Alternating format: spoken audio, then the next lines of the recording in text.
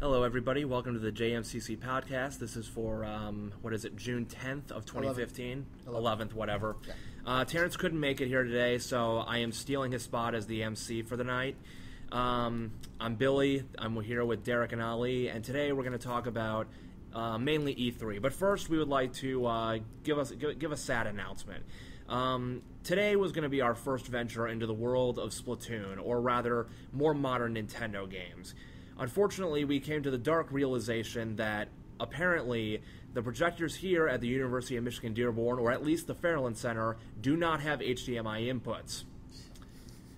We are very sad about that, and we are trying to console Derek in his moment of pure tragedy as he realizes that his dream of playing these Wii U games on the big screen have in fact come to crumbles, or rocks, or whatever the hell you want to call it. They dashed, okay? They dashed. They're gone.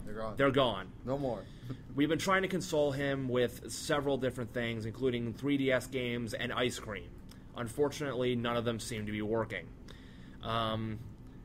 We also came to the dark realization that the Wii U does not come with RCA cables, so we are unable to connect to that as well.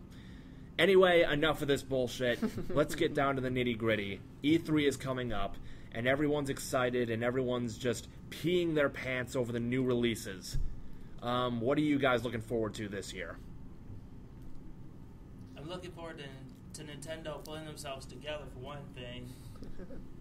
I told you about this editorial article I wrote up. Yep. It's basically saying, Nintendo, pull yourselves together. I love you, but you can be a real pain in the butt sometimes. Care to elaborate on this pain in the butt that you are experiencing? What is the origin point? May 29th. That's the weekend that A, Splatoon released, and B, the Wave 4 Amiibos released. Ah, cool. So that's like a good time for you to release it. Yep. They had a whole bunch of the Smash Brothers characters, the Silver Mario from the Super Mario line, or Metal Mario if you want to call him that. Yeah, isn't it like more commonly referred to as Metal Mario? Yeah. Yeah, it was originally Metal Mario, although maybe they changed it to Silver Mario because they thought, giving it some kind of a type of metal would make it sound better, I guess. Yeah. But even like Silver Mario, Metal Mario, Tomato. Yeah. But he does look like that creature from Terminator 2. The one, the T-1000. Yes, like the gray thing that like when you shoot it, it's like silver goo. When you see like Metal Mario, Silver Mario, whatever you want to call it, it looks like that. That's the instant thing that comes to my head when I see that. I guess, except he doesn't have like liquid generating powers. You know what I mean? Yeah. I mean, it would be cool if he did.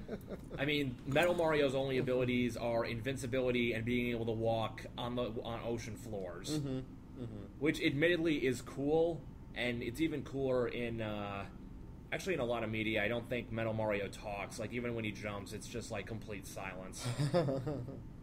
Super Mario Galaxy 3. Yep.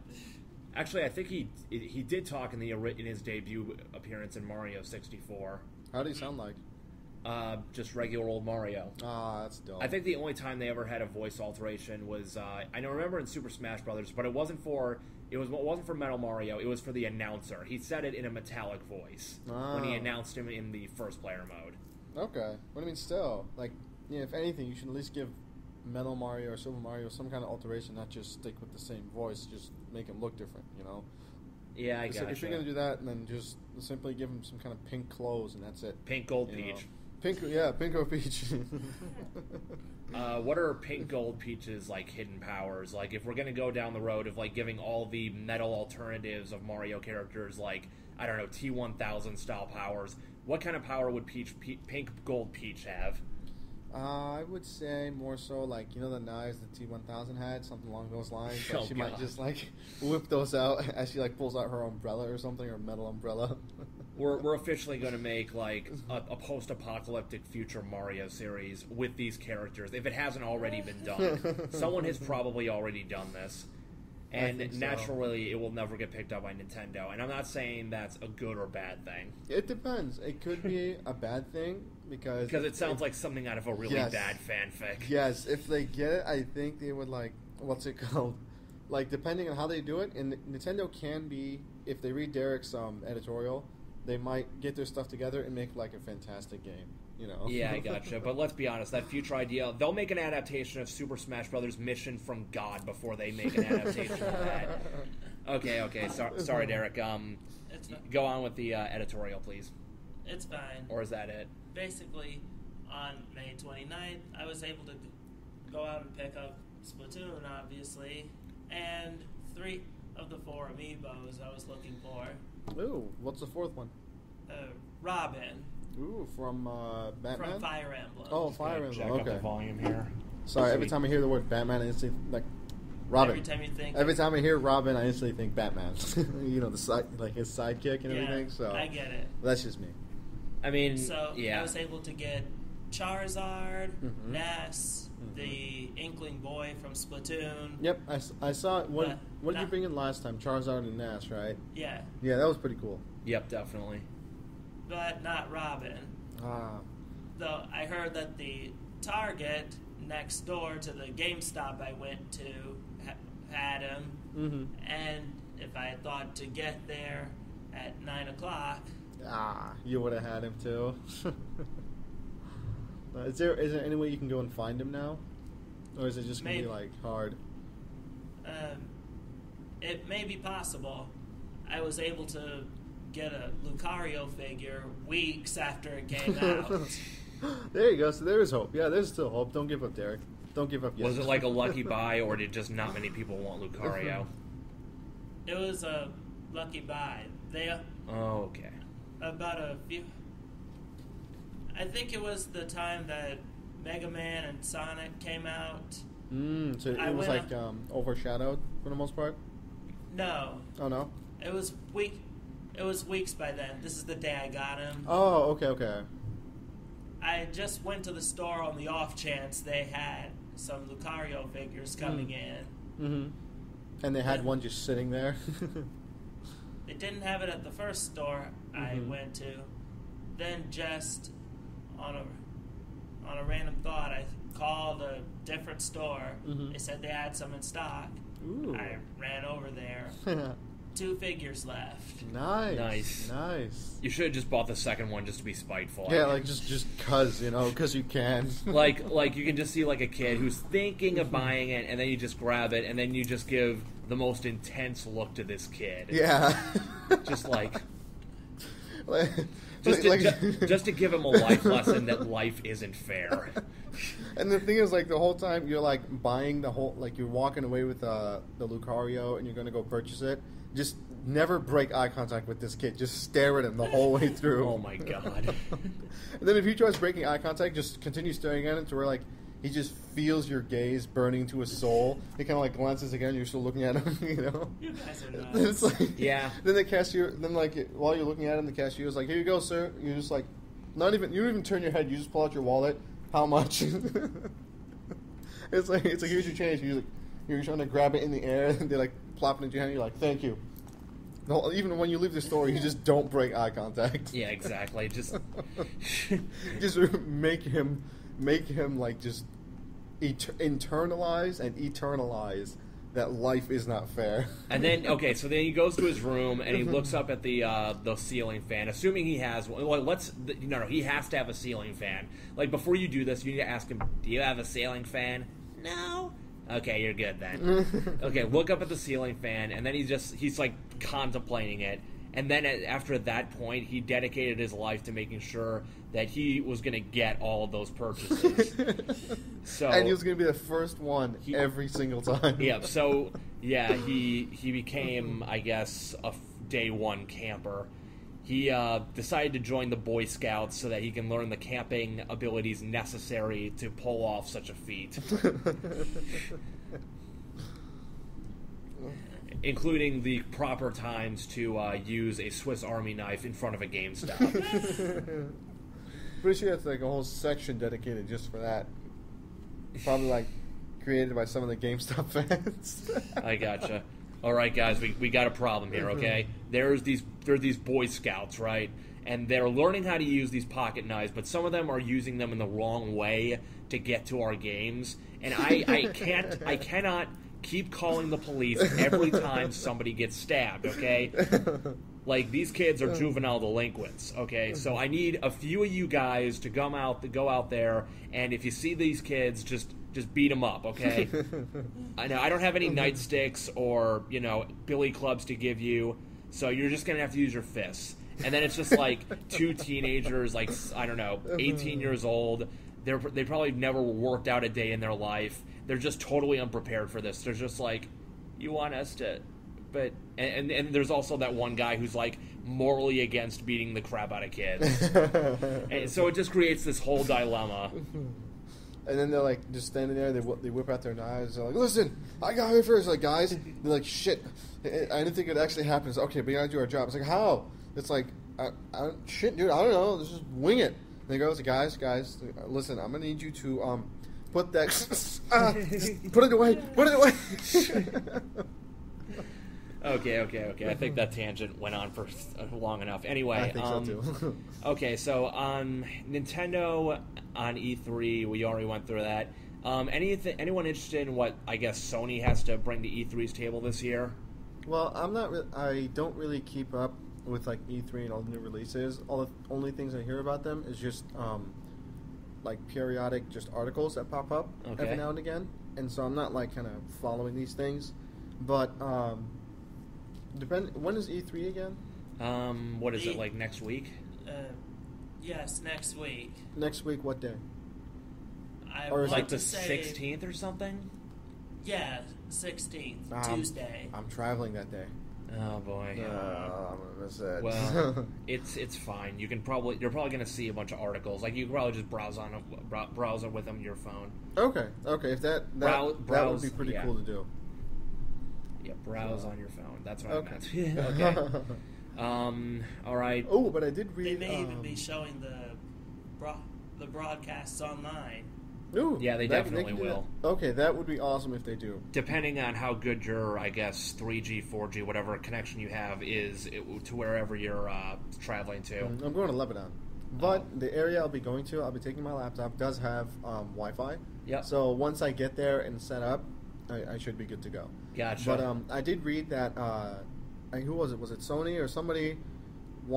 They want to make the Oculus Rift available for consumers by like 2016. Oh, that's cool. Fantastic.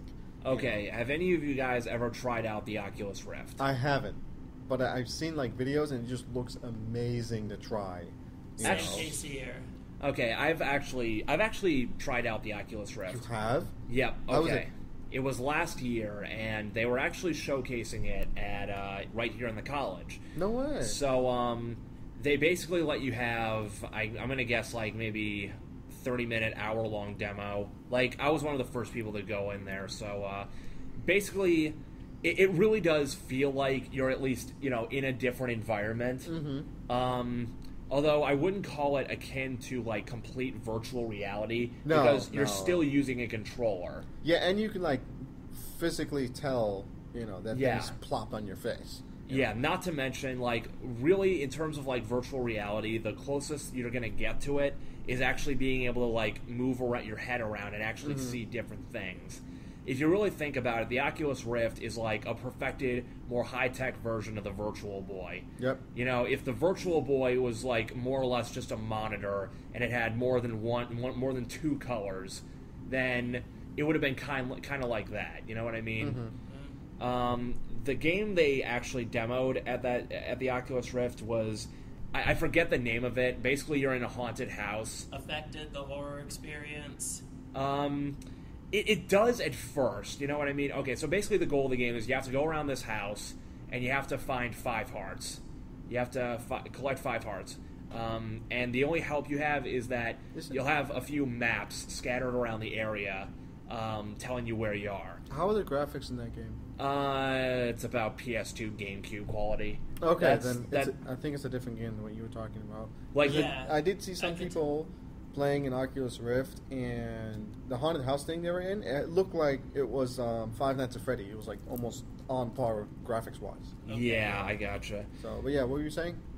Although just that the game I remember seeing for the Oculus Rift was affected the horror experience. Mm-hmm. How were the graphics with that? Was it like pretty good, like PS3 kind of thing?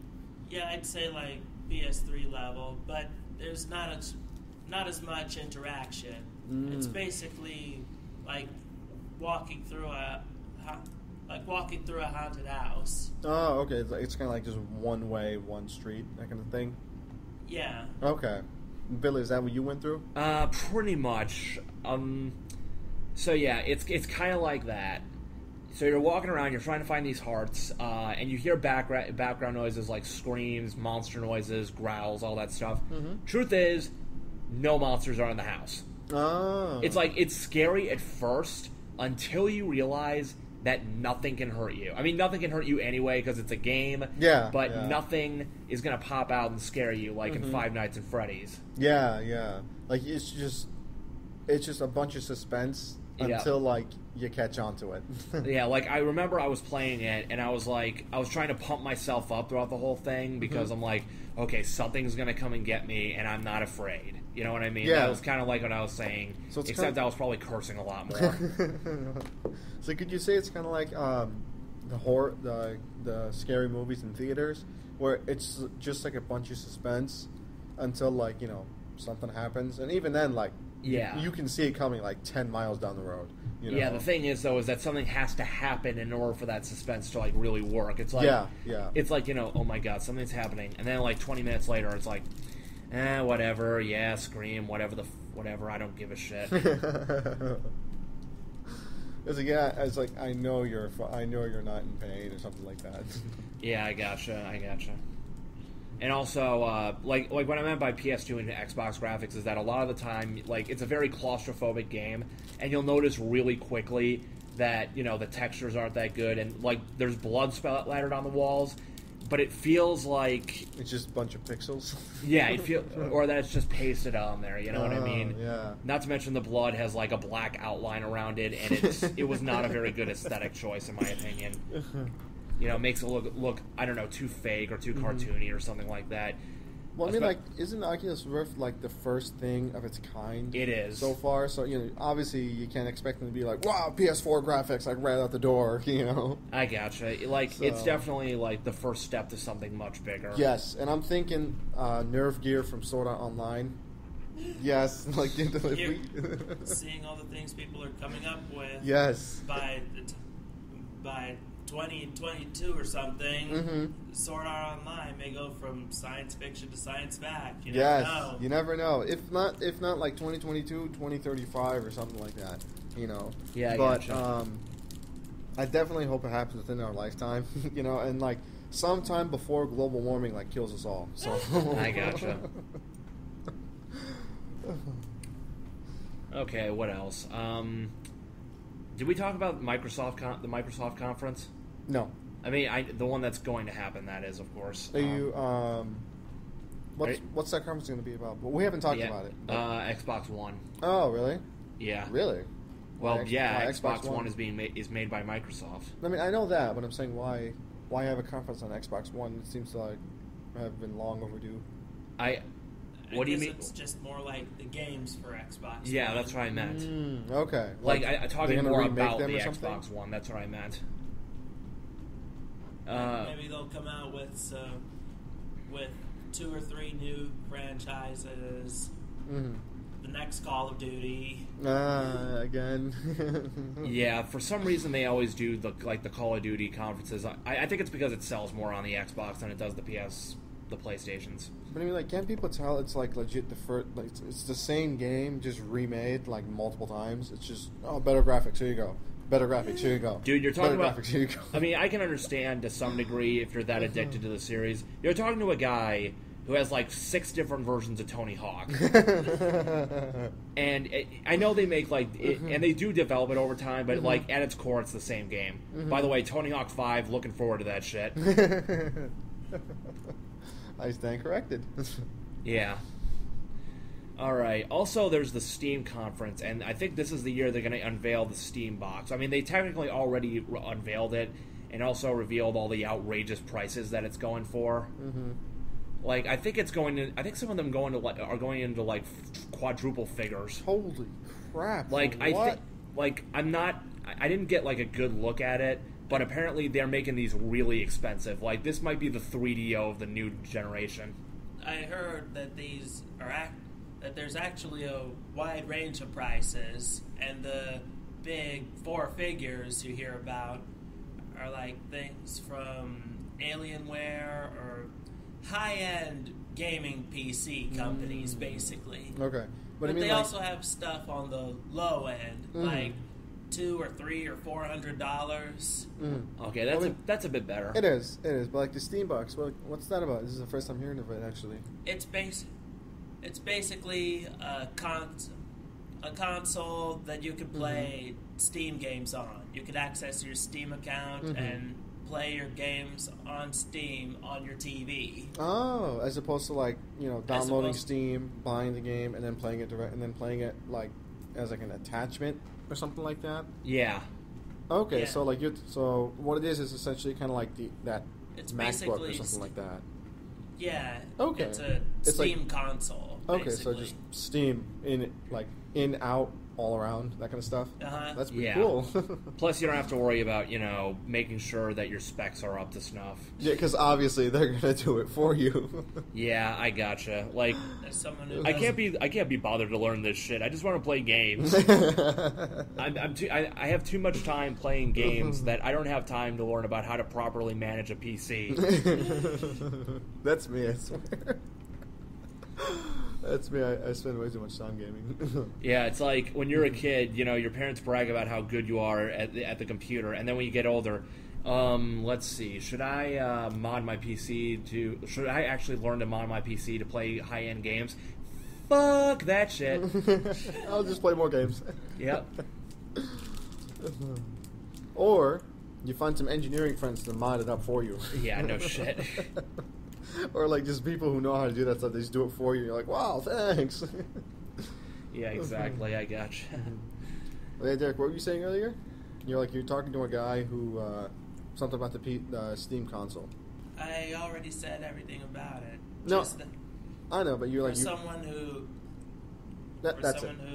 doesn't have a computer that can play Steam, then this console may be the better option. Yes, Yeah, definitely. Yes. Yeah, that's I, what, for example, that's where we don't kinda have a cut you Steam off. account because my computer crashes so many times. Have you gotten a new one yet, or no? No. You're gonna wait for the Steam console? Yes. There you go. Follow your own advice. Yeah, exactly. Actually, I'm not gonna lie. The blue screen of death loses its effect after you see it the 20th time. Yeah, I see that. The first time, it freaks you out. The 35th time, just, again. Kind of reminds me of when my old 95 used to blue screen all the time. Those were good memories. I don't think I ever had that. Maybe that happened like once or twice. When that happened, my dad kind of fixed it. But the thing is, we just kind of moved from like console to console, or more so from PC to PC, and it happens like relatively quickly too. And then by the time a problem comes along, and we've already switched over to like a newer version or a newer model or that kind of stuff. I didn't have a problem with my laptop though, but then I went and got that fixed. I got like a replacement, and then ever since then it's been working like fantastic. So. Though maybe it's because I've had the same thing since I started college. There you go. Maybe that could be it too. Is it pretty old? Yeah. Is 2008 considered old? Yeah, it is. Yes. That's Yeah. 7 years. That's almost a decade ago. It's kind of amazing. 3 years short of a decade, which is like amazing how time flies. Honestly. Yeah. It's been holding up pretty well though. That's good. Yeah, I've had my laptop since I was in high school. I had to get it replaced, but other than that, I'd say it's about a year to 2 years old, maybe more. But so far it's like fantastic. So I've been thinking about getting a new computer, but if I money. Yeah, that's always an issue. If I get about $2,000 just lying around, I'm sad. I mean, like my laptop, my dad got it for me. It was like $1,200, and it's like it was designed to be a gaming laptop, but it's more so on like the lower end to mid range of the spectrum. It's not Alienware, but it holds up pretty well, But even though I think it holds up a little better because my cousin, when he got his Alienware laptop, it like first, like right out of the box, he had to get like a new hard drive, a new CPU, some more RAM, like a new like everything. Like essentially, he just bought it, and what he had to do to like get it fixed because it was just giving him so much trouble. Like he essentially refit everything and got like technically a whole nother laptop, And even still, like now, he still kind of like has problems with it and that kind of stuff. But it's I love my laptop. I'm gonna stick with it for a good while until I think the blue screen of death starts becoming a radiant problem. Like I said, the effect wears off quickly. Okay, good. Yeah. Good. I guess it starts off being like, oh my god, this is the worst thing ever too. God damn it, this again. Yeah. Like you just kind of like sulk your head. You're like, and you just sit there, But I must say, if it's happened to you like 20 to 30 times, you are a very patient person. Yeah.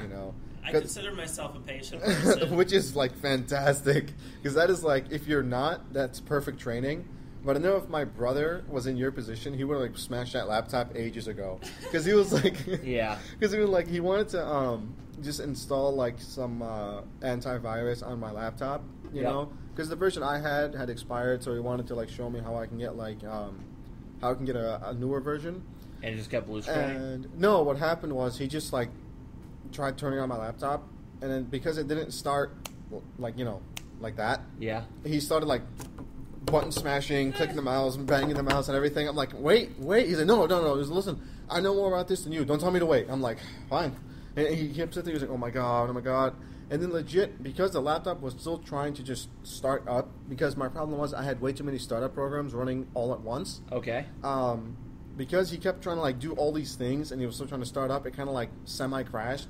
And this like big screen happened, and when he tried doing the Control-Alt-Delete, even that froze. Then he's like, "Oh my god!" I kept banging the mouse, and banging, and button smashing, and everything. I'm like, just wait. And then he's like, okay, you figure out this laptop. He's goddamn, figure out this slow thing. And he's like, man, I don't know how you deal with this. I'm like, I kind of grow used to it. So. Yeah. Or maybe you just internalize it. Like, you keep getting blue screens of death, and it just kind of like hampers your day, but you don't like take it out on anybody. Although if you're like at work or something, and someone asks you, hey, how you doing? Don't talk to me.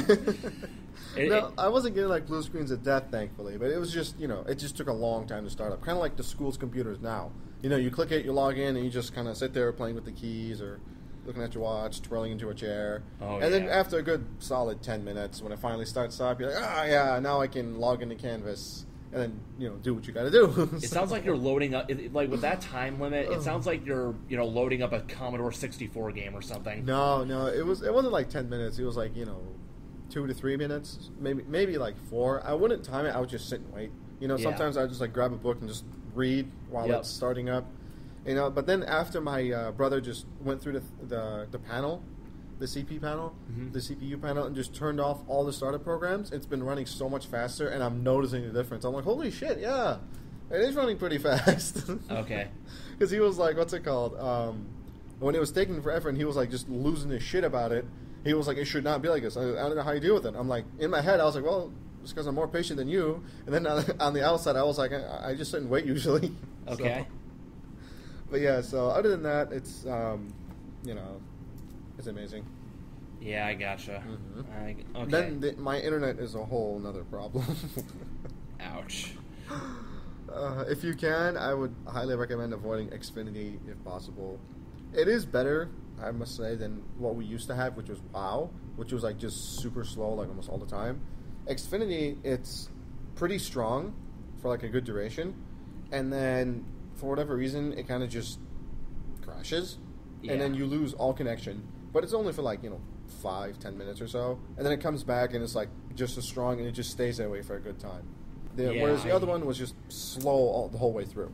Okay. So depending on your preference. I remember my parents got WoW. I think it was for TV though. I'm not sure. The main reason we switched back to Bright House was because WoW didn't offer nearly as many channels as Bright House did. Yeah, and that was mainly my parents' concern because I barely watch TV anymore. Mm-hmm. Like nowadays, the only time I ever watch TV on, I guess, a ritualistic basis is whenever South Park starts airing new episodes. Ritualistic. That's good. Yep. I guess back on the topic of E3, there's also like third-party companies like Ubisoft, anyone interested in that, or maybe Sega, especially considering, this is right off the tail of their latest flop. What was the latest flop? Sonic Boom for the Wii U. It was supposed to be like, the start of a new spin-off series of the Sonic universe, but what ended up happening is the game was super buggy when it came out. It did get patched, at least in Europe, but, the damage was already done. And they're saying that it's even worse than the last big Sonic bomb, which was Sonic 2006. Despite the fact that it's been over nearly 10 years, and we have a new worse Sonic game, people still will make jokes about Sonic 06. And it's not because it's not them making fun of the game that I'm sick of. It's the fact that we have been doing this for nearly a decade. Like, people have been doing this nearly since YouTube's inception. Like, eventually, when you've heard one Sonic 06 joke, you've heard them all. You know what I mean?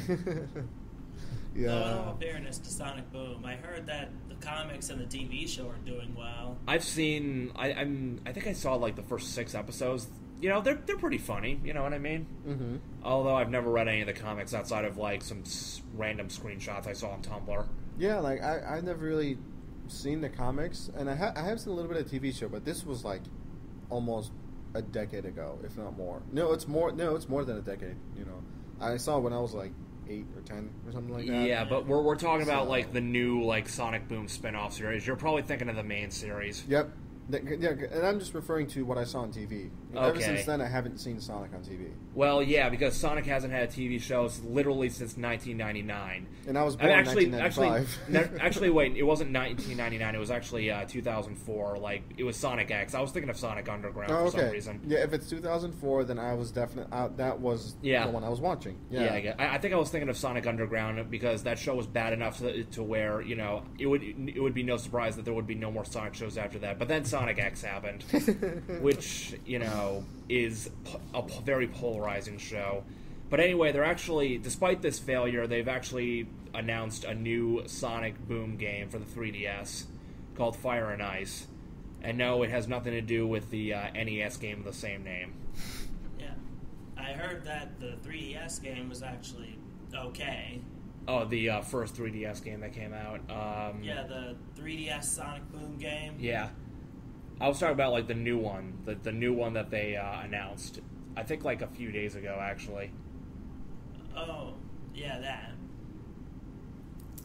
I haven't heard much about it. Just that it's a thing. Yeah, it's a okay. That's just more like something you ought to know rather than an actual talking point. I got it.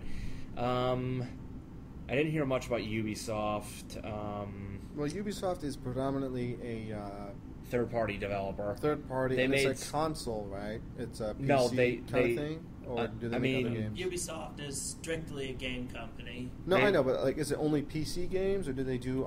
No, they do consoles, too. Really? They do PC consoles. They do pretty much everything. I mean, I only started hearing about them recently, and that's only because I'm playing a game called Anno 2070, and in order to play it, you need a Ubisoft account. Oh, wait, that's the Uplay... the Uplay account. Yep. They did the same thing with Far Cry 3, if I remember correctly. Really? So is that so what other games has Ubisoft made on the console? Okay, let's see. They're most known for the Assassin's Creed series, I think. Oh, yes, that's them. I completely forgot about that. Okay, let me think. They also put out Rayman. They put out the Far Cry series. They published the South Park RPG after THQ went out of business. Mm-hmm. What else? Ubisoft's done a lot of shit, actually. Yeah, and they're only a third party, too? Yeah. You would think if they're messing up for the Assassin's Creed, franchise, like they'd be a little more than a third company, you know. Well, then again, I'm not sure. Or a third party. Yeah. They probably could make a console, although really, like putting all their game. I mean, could Ubisoft make a console? I don't know. Well, I'd fall to Derek with that. If Valve's making their own consoles, it's like, why not? Yeah, exactly. Okay, I think in terms of E3, the new E3 that's about to come out. Why did I say the new E3? Whatever. I think that's all we got to talk about. So, how about this? Favorite E3 moments? Go. But I don't really have any, so I'm disqualified. Yep. The Super Smash Brothers trailers, Oh. do they count? Yeah, they count. The character trailers for Super Smash Brothers 4. Oh yeah, where I think like yesterday on Facebook they announced like it was 1 year ago where I think they made the Mega Man announcement, either that or that playthrough they did. Basically, they had a caption saying Super Fighting Robot Mega Man. So I'm not sure if it was like the Mega Man reveal or when they did that, demo fight thing, and that one guy just started yelling the lyrics to the 90s Mega Man cartoon. If I have to say something about those trailers, they show that you can make an animated series out of more than just Pokemon when it comes to Nintendo games. Oh yeah. Look at the trailers for Palutena or Little Mac. They show that you can make a Super Smash Brothers anime. And if you can make an anime out of Smash Brothers, you can make an anime out of any Nintendo game. That would be fantastic to watch. Okay, as long as it's not in the style of Subspace Emissary, I'll be fine with it. Yes. And the Great Maze will just be like a filler arc in itself. Yes. Like, you could probably have 2 filler arcs with that Great Maze thing, because you could probably have, like, very long, drawn-out conversations with all the dark versions of all the characters. Yep. Actually, I do remember this one E3 moment, although it's not my favorite one. It's actually quite infamous. It's not the PS3 conference, because everyone's made the same giant enemy crab joke over and over again. I think I remember, like, the first E3 conference that I ever saw that had an impact on me in some way was the one from 2008 for Nintendo, and that was one of the most infamous conferences of all time. I think that's where My Body Is Ready comes from, because a lot of people, they bought the Wii, and this was the point where the Wii had been out for 2 years, and, it sort of had this initial boom of being a motion-sensing console and with Wii Sports and all that stuff. But then, like, as time went on, they released less and less hardcore games for it, and people thought maybe they're going to go all casual, and they were hoping that maybe they could, appeal the hardcore market. I mean, I think at this point they had at least had Mario Galaxy and Twilight Princess out. Actually, they did, but they started. They opened up the conference with the woman talking about how great it is to work at Nintendo. It makes her kids happy or something. And it's like, nobody gives a shit. We just want to see the games. And she also kept talking about how her wrist was all fucked up because of a skiing accident or something. And she wouldn't stop talking about it throughout the whole thing. Was she like trying to stall or something? I don't know. They were also showing off the Wii Motion Plus, which I don't think came out until a year later when they were showing. And they were also showing off Wii Sports Resort, which again didn't go up until about a year later. Their big finale, though, was Wii Music. Really? Seriously, it was Wii Music. They ended it on Wii Music. And it was a bunch of, I think they got Shigeru Miyamoto to join them in on this. And I think they were trying to, like, play the Mario theme and failing miserably.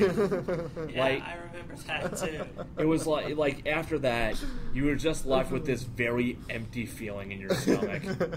And it's like, yeah, I think I'm gonna go blow more money on Virtual Console games, because that's clearly the only new releases that are coming out for the thing that worth a damn.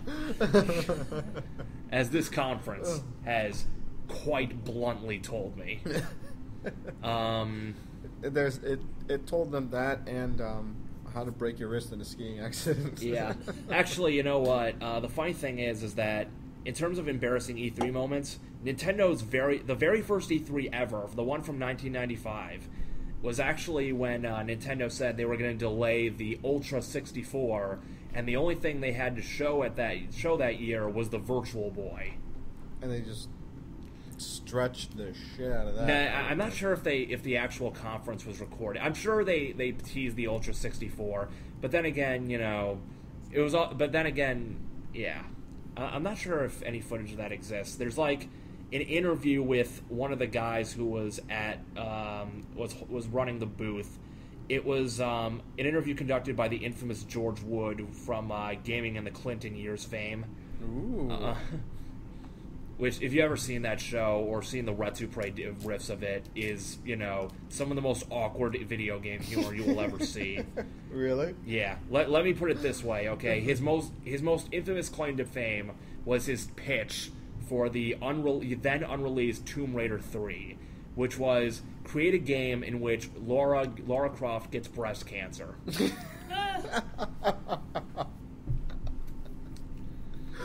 And then they actually did that with Femthor. Hey-oh! Oh my god. Okay, I know it was comics, not video games, but still, I couldn't resist. Mm-hmm. Still. Dude, that is so weird. Shit, I don't have any other topics. Wait, hang on, there's this one topic. You guys, skidded across it, and it reminded me of something. I'm trying to remember what it was. Shit. I think it was about, Sonic. Okay, yeah, it was about Sonic. Ooh, no. Sonic cartoon, that's what it was. And Pokemon, actually. It's about, they have the real stories behind the cartoons. What's it called? The one for Pokemon, and I'm sorry if this kind of, ruins the show for everybody, is that there is this one lady and her daughter.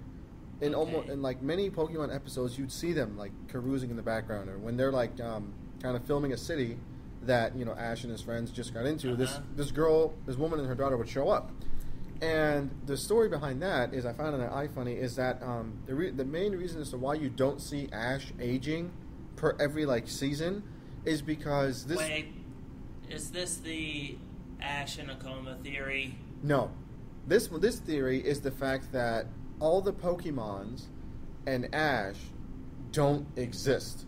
It's all, the Pokemons are all just a bunch of toys that the mom gets for her daughter, and that, she tells her stories about what each of these Pokemon do.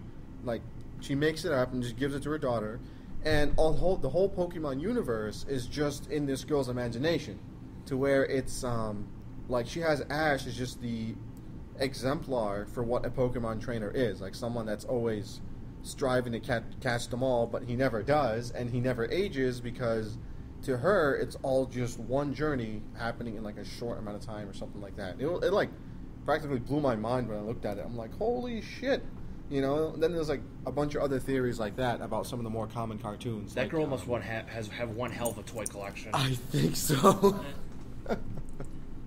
Here, let me see if I can't find it. Probably doesn't affect me so much because I've seen so many of these theories. Mm-hmm. One of the most recent videos I've seen, they have on Watch Mojo, top 10 TV creepypastas. Oh, no, really? What is that? Creepypastas are basically internet horror stories. Oh. And most of them suck. Though they do also include a lot of theories. Really? For example, have you heard the Ed, and Eddie theory? Oh, all the kids are dead or something? Or they all represent, the 7 deadly sins? No, what I I'm didn't hear talking about about it, actually. is that all the kids on the show are dead, and the cul-de-sac is purgatory. Oh, that's interesting. And apparently, every character represents a different decade or something. Yeah. Really? Eddie died in the 1930s during the Great Depression. Mm-hmm. Ed and Sarah died in the 50s in a car wreck.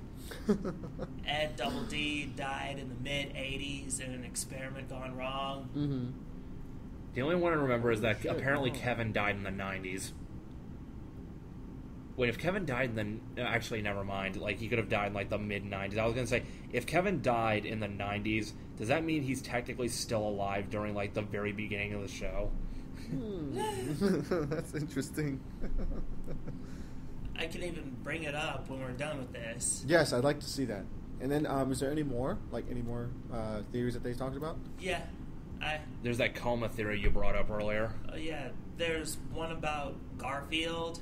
The cat? Garfield the cat. Okay, what's that about?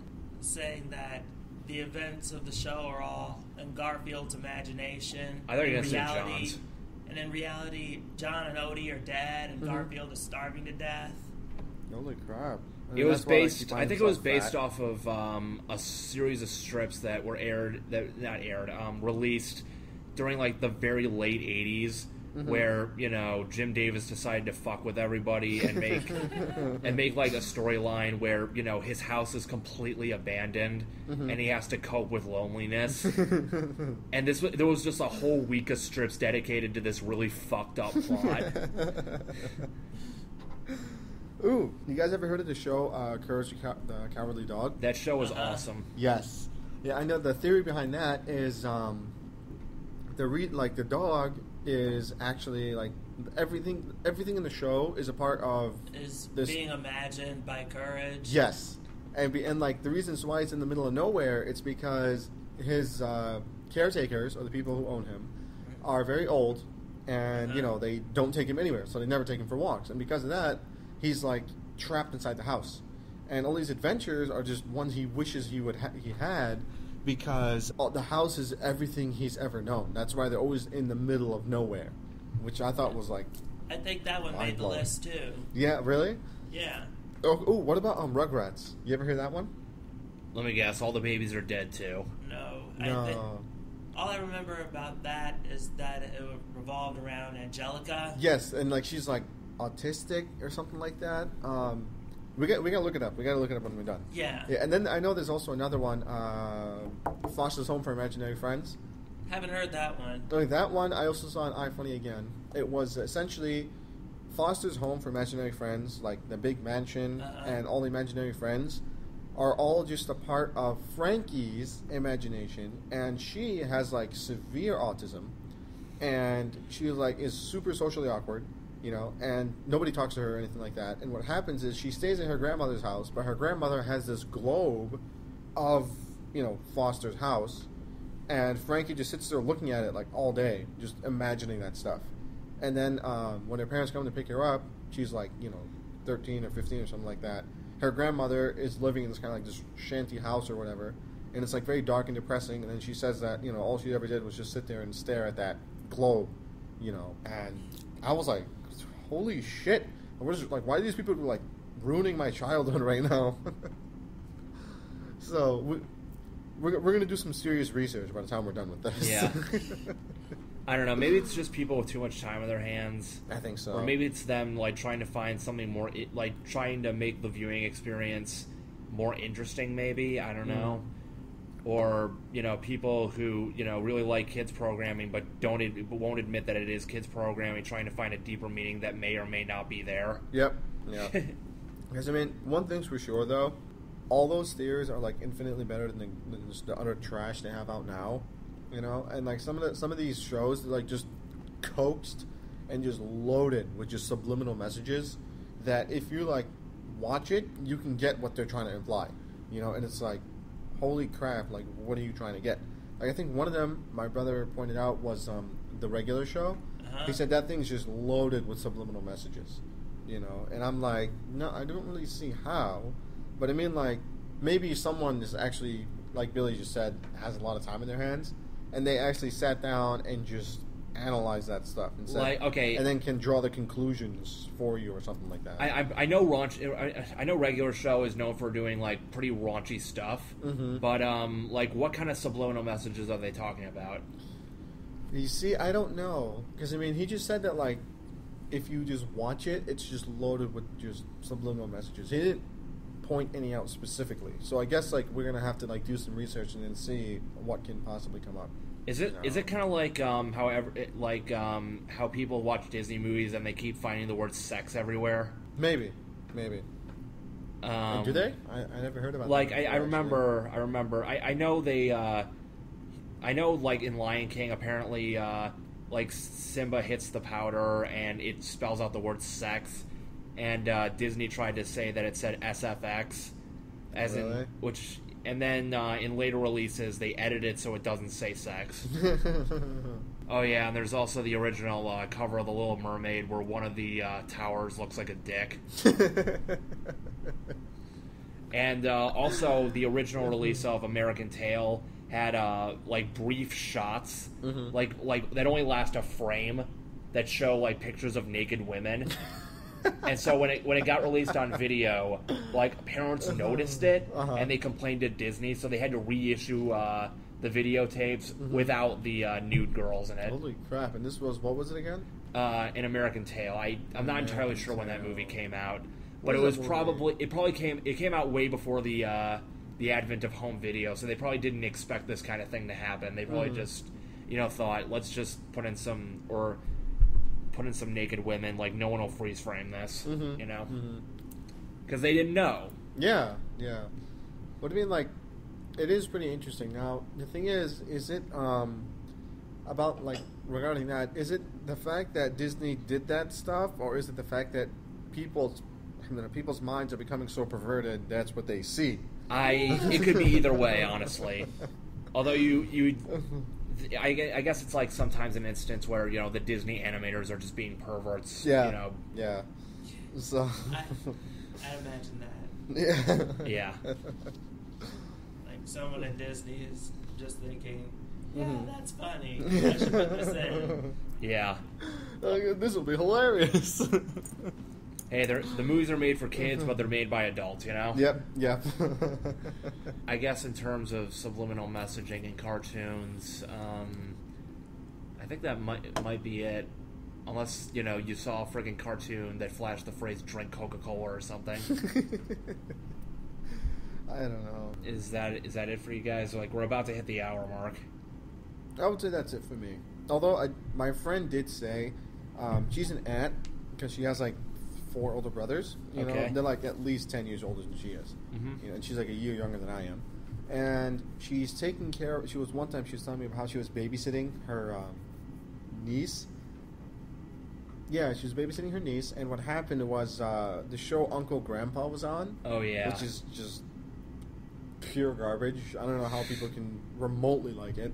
But she said, like, legit, that episode, like, that show, they legit spent a whole episode being stuck on an elevator.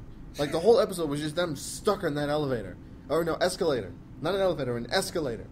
And then the whole time they were just stuck in the elevator. They're like, what the hell are we going to do? And then, I swear to you, she said that at the end, some guy came, you guys could have just walked down. It's like, oh my God! And it's like, what are people watching these days? Well, sometimes they, they do troll episodes like that. You know what I mean? God. We need to bring back the Looney Tunes, honestly. And Tom and Jerry and all of them, like, just the cartoon classic kings need to come back. They did, okay? You can still watch them on Cartoon Network at noon, okay? Trust me. I've seen the guides, yes. At noon? Is that like every day or certain days? That's pretty much every day, dude. They never got rid of them. They never got rid of the classics. Yes, because the classics are just pure classics. Yeah. The classics are the classics. Just that. Yes, classics. That's it. There's just nothing else you can say to it. And the problem is, oh my God, I'm always so busy at noon. Like, I'm either at work or... Actually, I never know that they're on at noon. They've been on at noon, I think, for the past, 15 years. Dude, one thing's for sure, my kids are going to grow up on that shit. Well... And I'm going to show them Samurai Jack, Ed, Ed and Eddie, the stuff I grew up with. I gotcha, but, they are gonna watch, the newer shows of that generation. And I think what a lot of people, get, I guess, confused over is whether or not something is objectively good or whether it's just the nostalgia talking. And I think that's important. Yep. Like, let's take this into consideration, okay? The shows we grew up with, the last generation most likely thought were shit. Yeah. In fact, I actually follow... I mean, the last generation, they were the ones who were experiencing TVs. Yeah. And like, TVs in color, too. I remember, like, I would get... My dad and his friends would tell us, like, massive... Like, they would just tell us stories of how, what's it called? My dad said that, like, one time he would stay up late at night just watching TV because he's trying to sit there and process, this is so amazing. Like, how are they in this box or something like that. Yeah, at least until the broadcast went off, because they did used to shut down the broadcast at certain times back then. Yep. And then this was like when my dad was in Lebanon, and this was like during the Lebanese Civil War, and so things were really bad back then. So something like a TV and like electricity to watch it were like wow. Yeah. And then like I remember his friend would tell us of how sometimes he would stay up late just watching TV just because it's in color. Because they only had black and white for like an immense amount of time. Yeah, it's kind of like when you watch the old '60s Spider-Man cartoons. The intro always says like in color. You know what I mean? Because that was like a new thing back then. Yeah. Yep. So, but yeah. So what were you saying? Keep going. I was saying, okay. So I follow this group on Facebook called Cartoon Research, and I actually posted something there. I also follow a Tumblr blog called. I hope I'm getting this right. 1 terabyte of kilobyteage, and basically what that Tumblr page does is it takes snapshots of old GeoCities sites found in the Wayback Machine, and they post those pictures onto Tumblr. And I came across one from 1999. It was called, I think, like Nick and the Afternooners Club or something like that. And basically, there was a message saying they shut the site down because Nickelodeon makes crap, and they don't respect, children's intelligence. And this fascinated me because this was back in 1999 with a lot of shows that, we grew up with. But now I'm seeing, like, people around our age on YouTube and various other sites nowadays, doing the exact same thing, only the bar of quality they're using are the same shows that guy from the 90s said were shit. Wow. Now, and this fascinated me. So one person on there, said that this confirmed a theory, or rather a fact that he knew, and it's called that, this goes in a cycle, you know what I mean? We grow up with certain shows as a kid, and we hold them in high regard because that's what we experienced as a child. But when we get older, we start to not have the same affection for the shows that come out later because, simply put, we grow up. Yep. And, we say, this show is garbage. They need to bring back the shows that I watched as a kid. And he actually provided more proof of this. He found a picture from a website from back in the day called, I think it was called jumptheshark.com. And they basically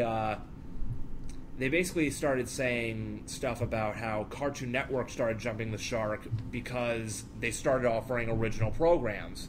They were kind of saying the same stuff you were, Ali. Instead of saying it about regular show and Uncle Grandpa, they were saying it about Powerpuff Girls, Cow and Chicken, all the stuff from that era. Holy crap! Like, that's the thing. It's we get used to a certain way, a certain method, I guess. Although, to be fair, I actually found an old pitch. For Cartoon Network, two cable broadcast companies back in 1992, and how they originally pitched it was that they were going to offer classic cartoons, and they showed all the Looney Tunes stuff, all the Hanna-Barbera stuff. Actually, speaking of Hanna-Barbera, they still air a lot of Scooby-Doo stuff. I mean, not as much as they did in the early to mid 2000s, where they aired every single goddamn show from that franchise. Yes, and they were doing it like in a cycle.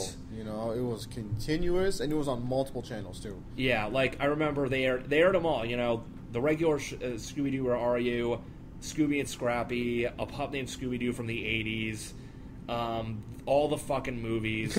Hell, they even aired, actually, they aired pretty much like every piece of material that they had from their Warner Brothers and Hanna-Barbera licenses. Like, they even aired those old Looney Tunes movies that consisted of basically taking a bunch of old shorts, cobbling them together into a movie with some new footage added in. And it's hilarious to look back at that stuff, because that stuff was originally made for like 70s and 80s stuff where reruns weren't as prevalent. You could only watch cartoons during Saturday mornings back then. Yeah. So you couldn't tell, that something came from another short or another movie. But now, with Cartoon Network, you totally could.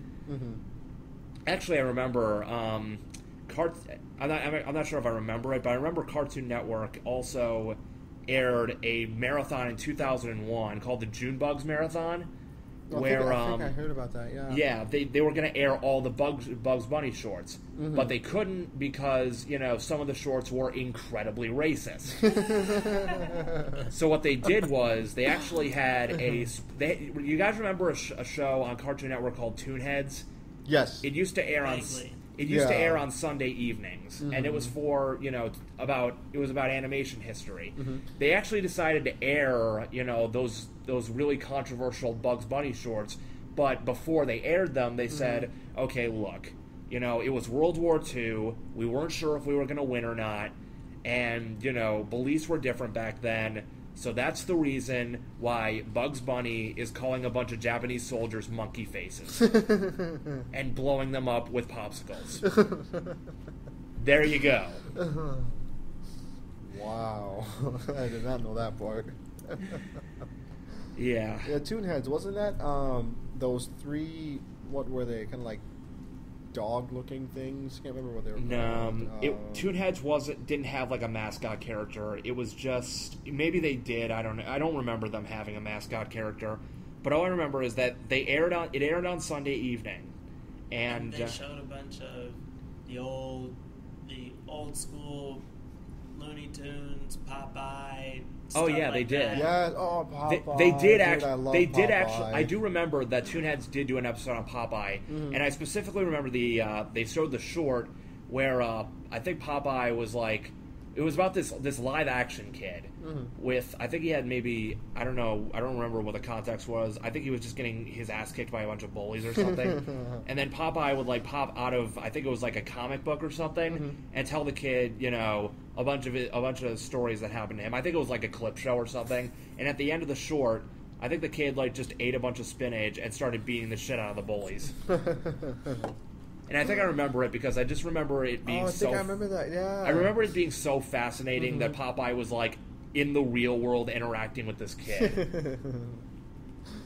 I know some of the movies that just, now that you brought that up, some of the movies that they made, like Looney Tunes Back in Action, Who Framed Roger Rabbit, some of the other ones where they would like put the cartoons and have them interact with these live people, but the thing was, they didn't like make the cartoons look like real people. They were like still legitimate cartoons. Yeah. And it was like, imagine just something like 2D, 1D in like our world, which was, I always loved those movies because it was such it was just so cool to see like real, and Space Jam, real people interacting with these cartoons, and the cartoons would act like cartoons. They would respond, they would react, like when you hit them, like it's not just like if I was to like slap you right now, it would just kind of like, judge your face. Ow. With them, you slap them, they were like, their heads would spin, birds flying around and that kind of stuff. And I always loved that, the way they did that. Actually, now that I remember it, I think Toonheads did a whole episode on that. Really? I think that's where the Popeye one came from. But I also remember they showed a short that had Porky Pig and Daffy Duck in live action. I think I remember the plot even. I think it was like Porky Pig wanted to like quit from his contract. So he went into the live action office, and I remember that he was talking to the executive. Oh, I think I remember that too. And he tore up the contract, but the contract was hand drawn, even though the guy doing it was a real guy. So basically, it was like trying to integrate cellular traditional animation. Actually, not cellular; it would just be cell because that's with live action footage. I think the old Fleischer cartoons did that a lot too. I remember reading about that, where they had this series of shorts called Out of the Inkwell, and it constantly had the main character going out into the real world and stuff like that. So yeah, they've been experimenting with that for a long time. That's awesome. That is like utterly awesome. They should like make another movie like that, like nowadays. Yeah, they should like bring back that concept. I'm pretty sure so many people would just utterly love it, just from it being a classic. Yeah, definitely. The thing is, though, is that a lot of them doing it nowadays, they use like CG. Yeah, and that's the problem. It looks too real. They need to just have it, pure, simple cartoon to where like it's not like you look at it, it's like, is it CGI or is it real? Because some of the CGI you can tell it's CGI, but at the same time, it's like it reacts as if it's a real person. Yep. But I mean, if they can have it where like it's just smack dab, literally no discussion, that is a 100% cartoon interacting with this person, I'm pretty sure like so many people would just love that. Yeah, that's. I guess that makes sense because there's a more of a contrast. You know what I mean? It's not like they're trying to make the cartoon fit more with a real life environment. Yeah, it's just a cartoon being in the real world. Yes, it's more so because they don't fit that it just creates such like a hysterical atmosphere, so to speak. Yeah, I got you. It's just the big clash of two different styles. Exactly. And it's just so clear that the styles are so different. It's just so amazing. Actually, like Who Framed Roger Rabbit? That's a pure perfect example. Ollie, just for that, like this one show I saw. This isn't live action, but do either of you remember the show Kappa Mikey? I've heard of it, but isn't it that cartoon that was based on anime that aired on Nicktoons? Yeah. Basically, it had one character, Mikey, drawn in a regular American cartoon style, and everyone else was anime. Everyone else is anime. Oh. Yeah. No, I didn't see that. Okay, I gotta look into that a little bit. No, actually, that seems pretty cool. So while everyone else is behaving like they're in an anime, and you see all the stuff you'll see in a regular anime, this one guy is the big standout. Yep, that's awesome. I think Ollie, I know. I remember one of the first movies that attempted to try to do that whole CGI cartoon in real life thing, and that was the Rocky and Bullwinkle movie from back in 2000, 2001 or something. Rocky and Bullwinkle. Yeah, it's not ringing a bell. Moose and Squirrel, dude. Oh, that. Okay. Okay, so I remember I saw that movie. I think I saw it twice, and I even had the novelization, but that's only because I needed to have a book for that month, and I figured, why the hell not? I already saw the movie. And I think that their explanation was, Rocky and Bullwinkle had, fourth wall breaking elements, and also some early examples of cartoon satire. And basically they tried to, play around with that, where it starts off as a 2D cartoon. And then, somehow they get brought into the real world, but Rocky and Bullwinkle come out and they're CG. And but all the human villains from Rocky and Bullwinkle, they're played by real life actors. Yeah. And I think that was one of the very first attempts they did at it. I haven't seen that movie in years, so I don't know if the CGI is held up or how they're animated. All I remember is that the only reason I went to see that movie was because Kenan and Kel were in it. I don't know why they were in it, but it was cool that they were in it. Okay, actually I do know why they were in it, because they wanted it to be one of those generational gap movies where the parents who remember watching it as a kid get to see, take their kids to see the movie, and then the kids see Kenan and Kel, and that's someone they recognize. So it's kind of like that. It's kind of to appeal to both worlds. You know what I mean? Yeah. I'm pretty sure other CGI real life cartoons have probably done similar things. Oh, dude, I think they also made a show out of it. Rocky and Bullwinkle? Yeah, the show came first. Oh, okay. It was from the 60s, I believe. I think they might have remade it. Because, the cast does look like 60s characters, if you, look right here. 1959, wow. Yeah, those are probably, the old voice actors. Yep. And it looks like they are remaking it. Because you got some stuff here. Well, they did December 2013. They made a movie out of Sherman and Peabody, which was, another show within that show. And unlike the Rocky and Bullwinkle show is a big combination of different shows. Yeah, it definitely is. I remember a few mixed in with it. He isn't leaving. He's temporarily coming to take a phone call, but go on, Derek.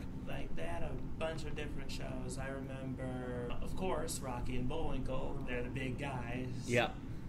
But also Sherman and Peabody, Dudley Do-Right. Yep. The Commander something. Yeah, he was.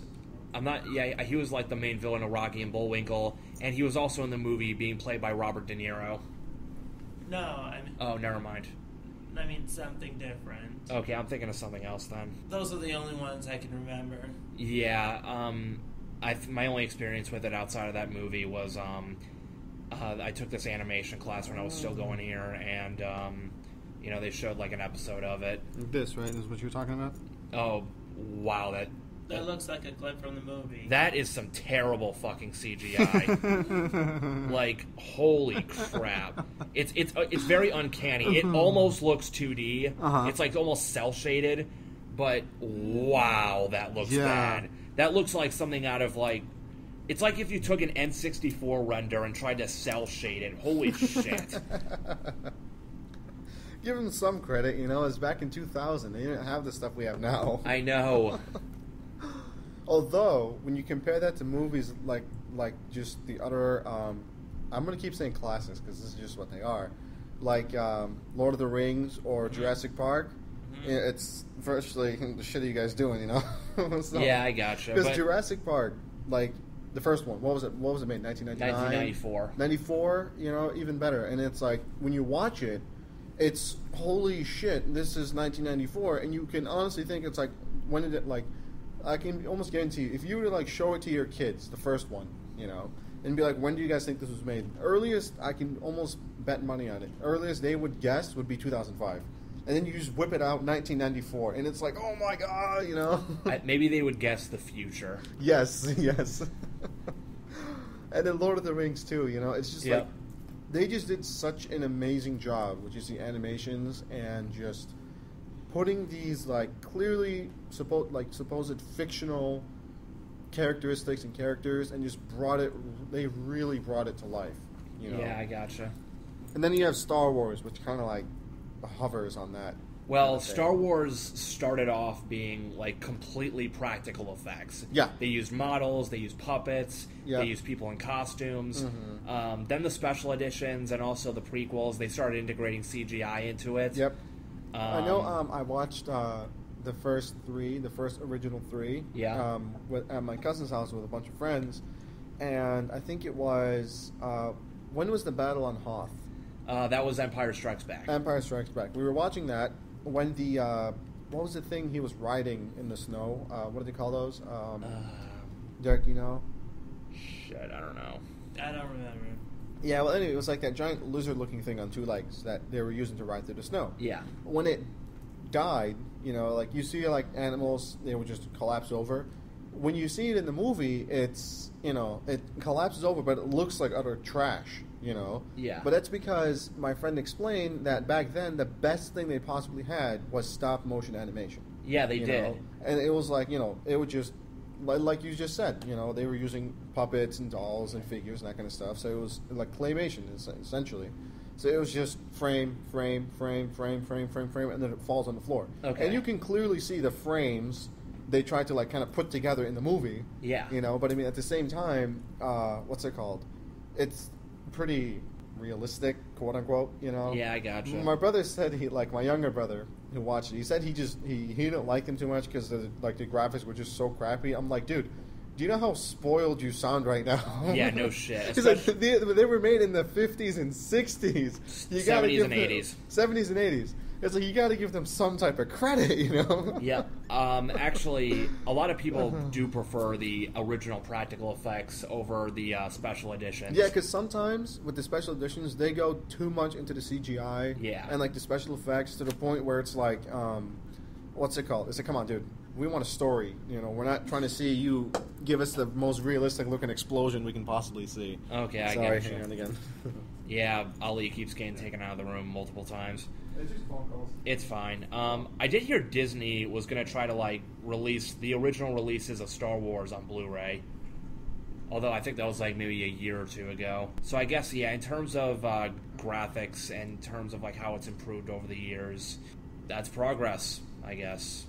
I mean, CGI. We still haven't made CGI look super real yet. I mean, we have the methods to do so, although I'm not sure if many filmmakers take the time to actually make them look like they are really in the world, rather than just being computer-generated images that everyone's going to know are fake in 20 years. But we can only hope for the best, I guess. Actually, in terms of practical effects, I heard the new Mad Max movie mostly uses practical effects as well. Yeah. practical effects are still a big thing. Yeah. Have you ever seen the show Face Off? The one with On Nicolas Sci-Fi? Cage? No, it's a TV show on Sci-Fi. Oh, no. Oh, In fact, it's a reality competition. Okay, is that like a cosplay show or something? Sort of. It's a competition between lots of different movie effects makeup artists. Yeah. Oh, yeah, that show. Okay. I don't think I've seen an episode of it, and... I've seen a bunch. All right. The stuff they do is actually pretty impressive. Yep. If you type it into Google, you'll see a bunch of the different things they've done, the different characters they've made. A lot of them are really impressive. All right. I'm sure they are. Sorry if I'm not adding much to this conversation. I've barely heard of this show. It's fine. It's fine. The point I'm trying to make is that practical effects are still big, and a lot of people are still trying to get into it. Yeah, I gotcha. Because I get the philosophy behind practical effects is that, you know, they don't want to make it look obviously CG, because a lot of people now can really like catch whether or not something is CG or whether something is real. When you think that something is real, there's more of an authenticity to it. You know what I mean? Like you feel like it's really happening on screen. But I guess, you know, the illusion is broken when you see like a computer-generated object and know that, you know, what's happening is not entirely genuine. And in fact, I heard that a lot of big movies do use half and half. Like I think Jurassic Park. I think Jurassic Park did that. Effects. Like I think Jurassic Park was like, the reason those dinosaurs look real isn't just because of CGI; it's also because they use practical effects along with the CGI. Yeah, I don't know specifically, but that's basically the facts that we've been given. Like for the movie Pacific Rim, not only did they use CGI for a bunch of the monsters, they actually had professional costume makers make actual monster suits. That is badass. Speaking of monsters, I think one of the few times where, you know, I thought something looked like really good in CGI that I believed was actually on screen was the new Godzilla movie.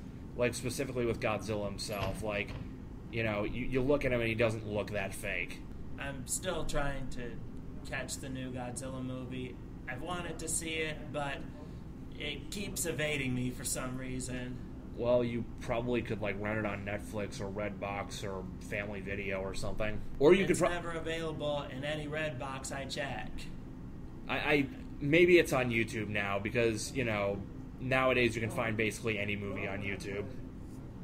Yeah. For at least 2 weeks. Well, going back to what I was saying about Nintendo. Which, if you remember, if you forget what he said about that, like rewind about an hour into the video, and you know you'll find it there. So go on. If you're still with us, yeah. I was talking about Nintendo earlier. Yeah. All right. So this is just the last paragraph in the article I wrote. Okay. I want to remain optimistic about what you're doing, Nintendo. E3 is just around the corner, and maybe you guys have plans to turn things around. Maybe you'll unveil some new amazing third-party titles along with the heavy-hitting Nintendo titles we know we're going to get. Maybe you'll announce restocks of the super rare amiibos, GameCube adapters, and the other stuff that people are asking for. Maybe you'll rethink your YouTube policies and not persecute people making videos of your content. Yeah, I gotcha. I'm keeping hope alive, but just know you've got me worrying. Yeah, I guess I can understand that to some degree, where, you know, people are making Let's Plays and reviews, which, you know, technically fall under fair use because of, you know, even in Let's Plays, you're criticizing what you're playing. Like, I don't know, you could find a glitch in a game and you could say, wow, that really fucking sucks, and that would technically fall under fair use. I understand that it's a bit sort of a fine line where, you know, people are monetizing on it, and I know that, you know, people are questioning whether or not the fair use is still in effect when you start monetizing your videos, where, I mean, I guess there's, like, a lot of, like, muddy gray area legal ground. That's probably the reason why Nintendo's implementing this. Yeah. In fact, I talk about that, too. Yep. That paragraph I just read was a summary of the whole article. basically say about the Let's Plays thing that sure, it looks like an open and shut case of infringement on paper, and Let's Plays are in the sort of gray area of copyright law. But the online space is changing, and things aren't as simple as they were 10 years ago. Yeah, I understand that. Although I think it's not the Let's Plays themselves that are in the gray area, it's people monetizing them that are in the gray area. Because the argument that the other side is basically making is that if you're monetizing Let's Plays, you're technically monetizing off of a property that isn't yours. Still, would you consider the commentary people are adding to it as something? Like, I'm not something to categorize it under a transformative use. Yeah, I mean, some people do. I think here's the thing. In the grand scheme of things, Let's Plays and even like online video monetization are a relatively new thing, and I'm not sure if the law has been, updated to, I guess, adapt to these new developments. So right now, I guess, it's a very slow adaptation. So, and we really don't know what direction it's going to head in. I think that eventually the law will skew in favor of the people making these videos. Yeah, I gotcha. Like, I know some As I've been going through it, there's really no proof that Let's Plays negatively impact a game's sales. That's true. In fact, a lot of times, the opposite's proven true. Exhibit A, Five Nights at Freddy's. Yeah, I gotcha. I understand.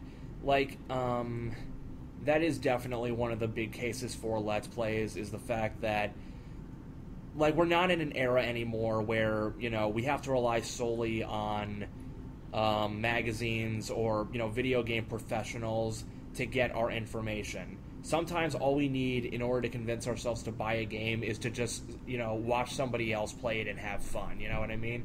It's kind of like how, you'd go over to a friend's house and they'd show you this cool new game they bought, and you play the game and you have fun with it, and then you're convinced to go and buy your own copy or something like that. That's kind of like an online version of that. Yeah, that's the kind of thing we're talking about. Yep. And I also know that some Let's Players have found a way to, I guess, get by this like legal gray area loop by having, well, actually not really them specifically, but rather companies. Some companies will actually pay Let's Players to play their game, and it's probably a good idea because that's publicity for them. You know what I mean? It's like, or even, I think. I remember Game Grumps, back when John was still on the show, they were paid to do a Let's Play of Dead Space 3, and they were also told to say a few things, and they did that in the form of, really weird messenger birds flying in and just telling them to say stuff. And even, like, JonTron himself has, he's made videos on a few games because, the developers, gave him a paycheck to, do the things. And even, those are just some examples of, companies and Let's Players alike, getting by this gray area. Do you have anything else to add to this? I guess what I've been talking about with the Amiibo situation. Actually, what is the deal with the Amiibo situation? Because I don't think I've gotten all the facts down on that yet. The main point behind everything, the main thing everyone is screaming and crying about with the Amiibos is that basically there's not enough of these things to go around. If Nintendo produced enough of these figures, you wouldn't have to worry so much about people camping out in front of the stores just to get one, or people having to refresh their pages at 3 in the morning hoping to find a restock, or people posting these things on eBay for 4 or 5 times the prices. So basically not giving into supply and demand, basically. Yes. Have you heard about this thing in the UK where someone stole a truck of Amiibos on their way to the stores? That's badass. Yes, that seriously happened. Like, okay, that needs to be made into like an action movie or something. Like, I don't know. In a world where amiibos are scarce and people are trying to find just one to add to their collection, one man rebels against the oppressive system by hijacking a truck. And then there's like this whole montage of like him and a bunch of other people on walkie-talkies just like, you know, talking about planning to, you know, divert the truck's path away from the stores to that guy, to their house, so they can just steal all of them. And of course, because it's an action movie, he has to shoot the driver. Or like threaten to shoot the driver.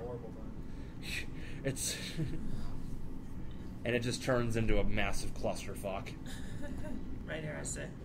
With the exceptions of Kirby, Pikachu, Link, Zelda, the third-party Smash characters, and almost all of the Super Mario characters, everyone else is next to impossible to find in stores. Okay, maybe they're trying to turn one of them into like the hollow Charizard of the amiibo collection, you know what I mean? Maybe they're intentionally trying to withhold some of them just so they could like, you know, sell them for big bucks later. Or I don't know, Nintendo's making a new world championship, so maybe they're gonna have them as prizes or something. I think maybe they think everyone's going to buy Mario and Pikachu. Well, yeah, they're kind of Pikachu might as well be a mascot for Nintendo. I know he's a mascot for Pokemon and might as well be for Game Freak as well. But, you know, it seems like common buys. Yeah, guess who you see on store shelves because no one's buying them. Ouch. Maybe they produce too many of the Mario and Pikachus and not enough of the smaller characters. And I know that's probably exactly what you're saying, but I guess I'm just, you know, yeah, that's basically what it's boiled down to. So, Ali, what do you make of this amiibo situation?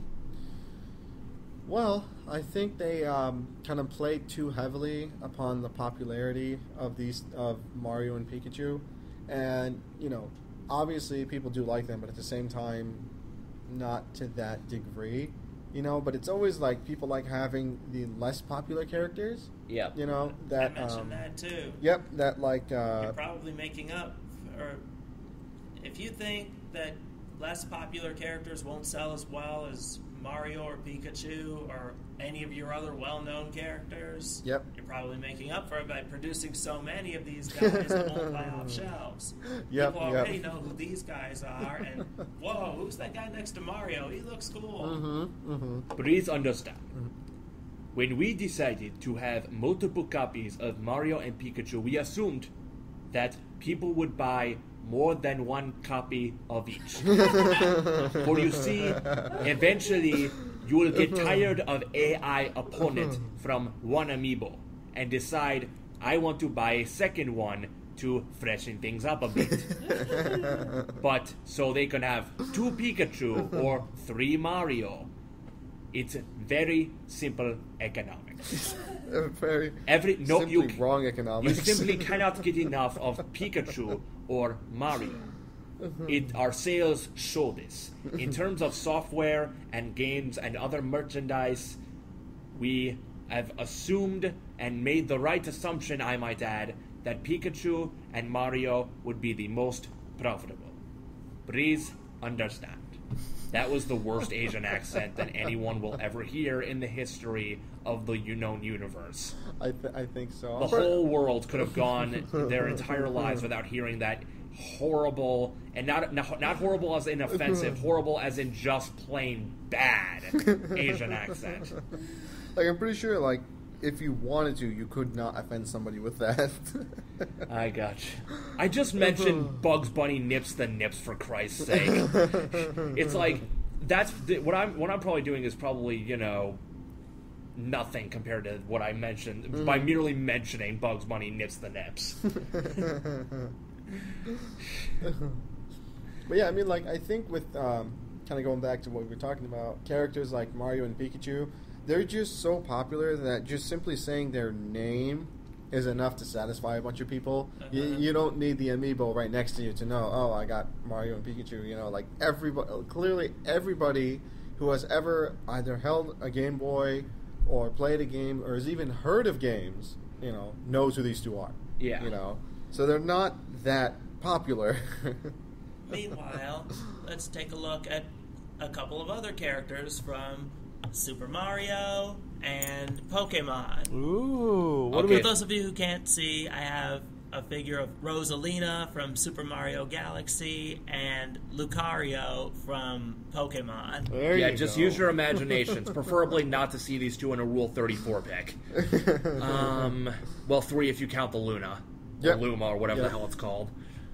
I guess, periphery characters like Rosalina at least had a lot of backstory to her in Super Mario Galaxy, and she constantly appears in kart games. Lucario is incredibly popular for some insane reason that is, to this day, unknown to me. Maybe he's like the Mewtwo of the new generation. Maybe it's because he's voiced by Sean Schemmel. I don't know. I think I remember he was featured in a Pokemon movie at some point, and Brawl came out around the same time as that movie. Yeah. Yep. I know my cousin, when he plays Lucario in Brawl is like insanely strong. Because when he plays Lucario in Brawl, he does a Kamehameha. Essentially, that's what it is. Like one of his big moves is a Kamehameha. And I think that could also be another reason why people love him so much. Yeah, that's why I brought up Sean Schemmel, because Sean Schemmel is mostly known for being the voice of Goku. Yep, there you go. Even better.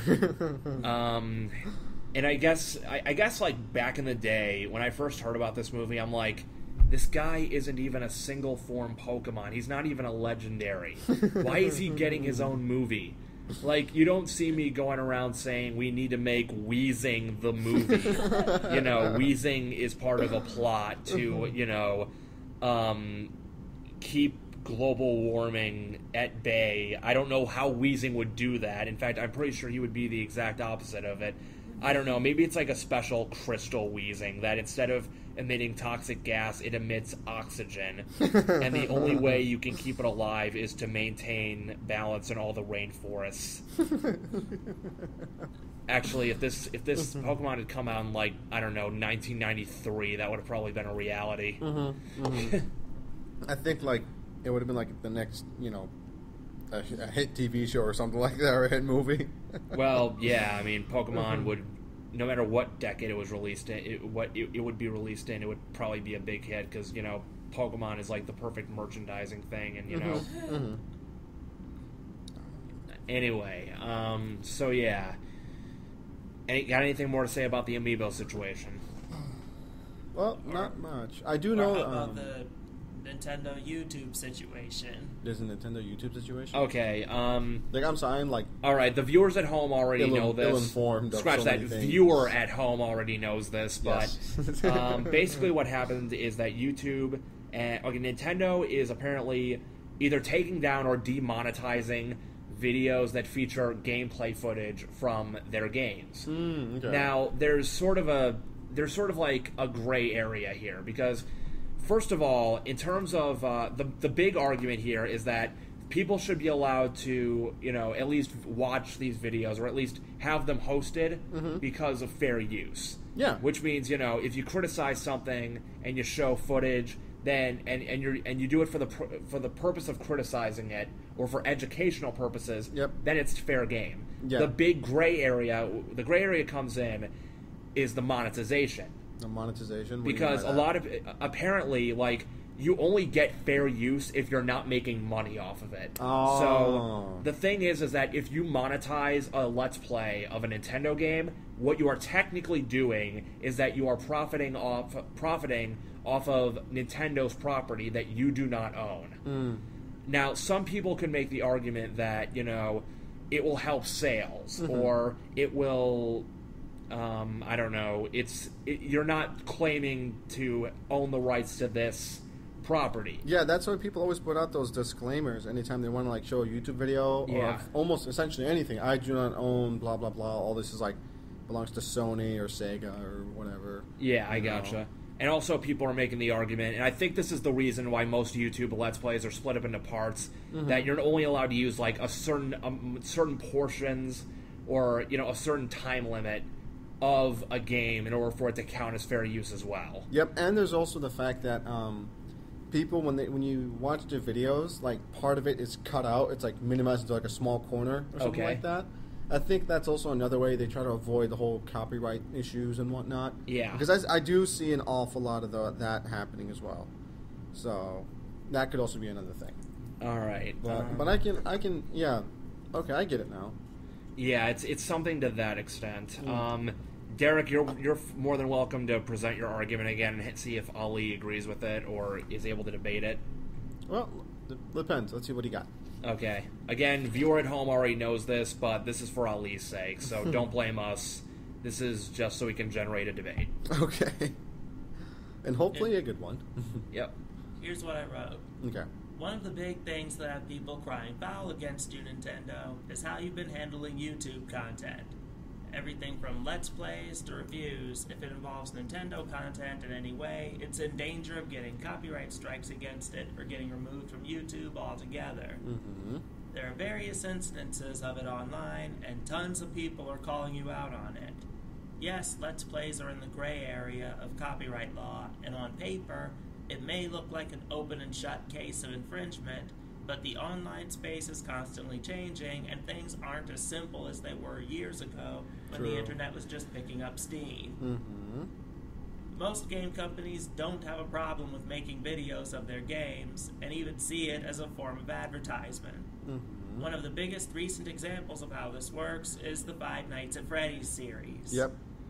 Say what you want about the game's quality, but it really got as big as it did because YouTubers posted Let's Plays of it to show everyone what the game is all about. It eventually got popular enough to warrant 3 sequels and supposedly a movie. Really? Yes, really. That's interesting. By banning people from using your content, unless they agree to your creators program, giving you a large portion of their ad content, among other issues. Yep. You're driving people away from you. You don't want us to show everyone how cool the Wii U's games are? Fine, we'll show everyone how cool the PS4's games are instead. Jesus. Yeah. That is like quite the blow. Now honestly, I don't see how you can debate against that. It makes sense.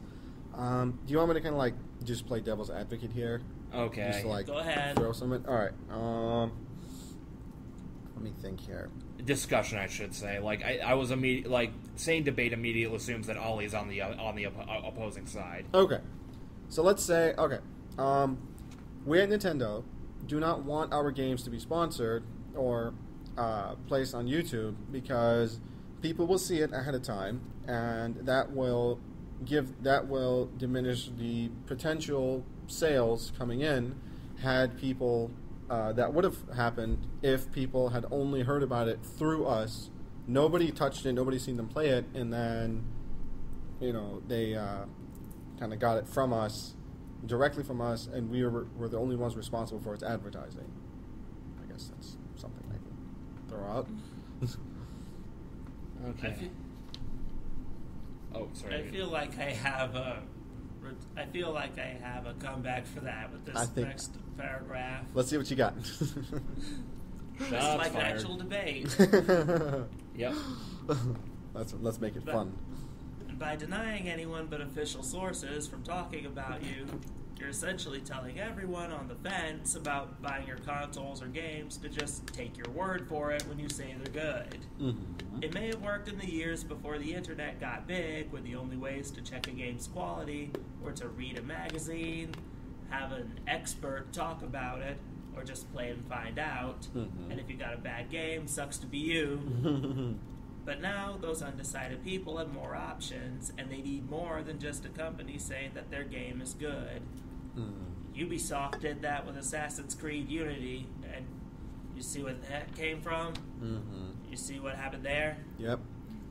Okay. We at Nintendo have been around for several years, and we are also known for our great franchises, such as Donkey Kong and the ones that, as you pointed out, were in the earlier years. But at the same time, we are...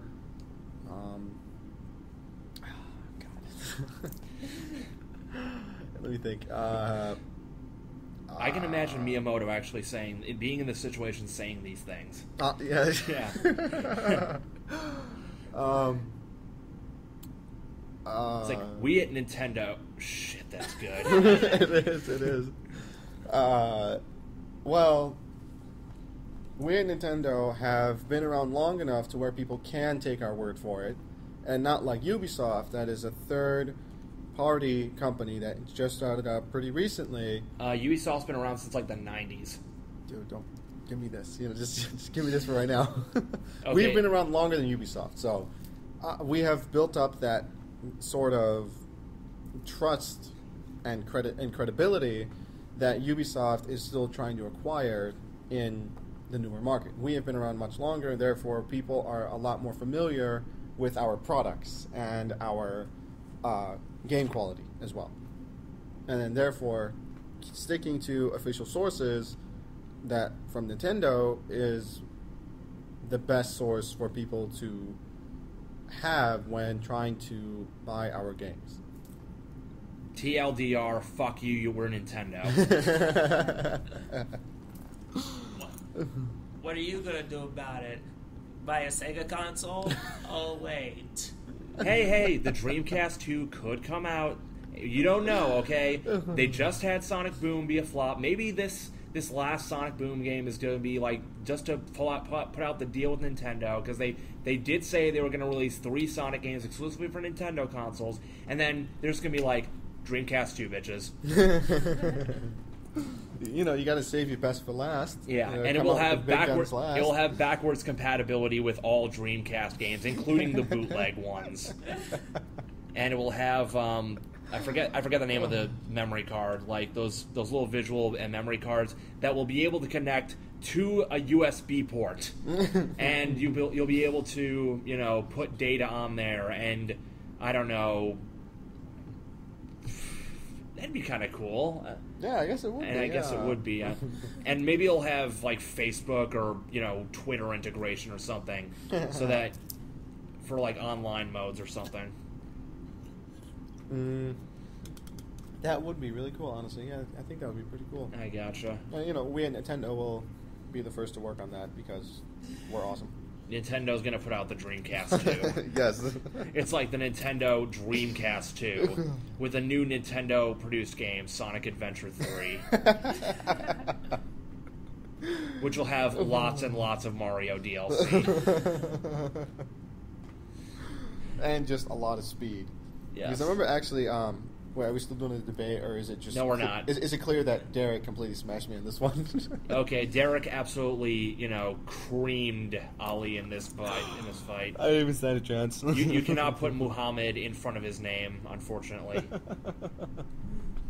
No, I'm sorry, it doesn't work. Yep. But okay, I remember actually at Youmacon there was this panel about just specifically what is wrong with Sonic. They brought up things like Sonic 06 and everything, and the person who was kind of like leading the panel was talking about how as the Sonic games kind of progressed, they like took a nosedive in terms of quality, like actual like game content and everything, and what it became was, let's go faster. We got to go faster. We got to go faster. And it was repeating the same stuff from previous games, adding like virtually nothing new, only that you can run a little faster than last time. Okay. And that's like all they stuck with. All right, so let's break it down, okay? Go ahead. So we start off with the Genesis games, right? Sonic's 1, 2, 3, and Knuckles, and I guess 3D Blast and Mean Bean Machine if we're really gonna go there. And it starts off being pretty successful since Sonic was to appeal with the cool crowd that was too cool for Mario.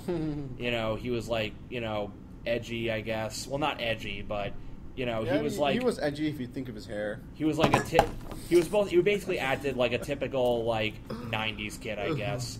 Snarky, kind of an asshole, sort of stuff like that. A rebellious teenager.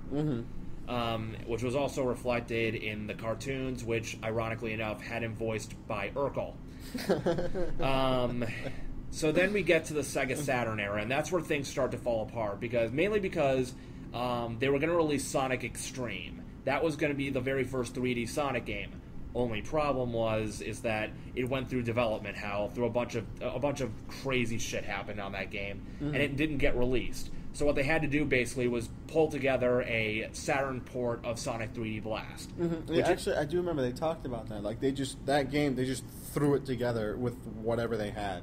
Well, yeah, they took the Genesis game, they made the graphics better because it was a better system. They added new special stages because the Genesis one was really weird where you had to like run on this bridge with like spike balls, but the new one was like the special stages for Sonic 2 in 3D no less. This was like this wasn't like the rest of 3D Blast where it was just pre-rendered sprites. This was real 3D using the Saturn's capabilities. Really? Wow.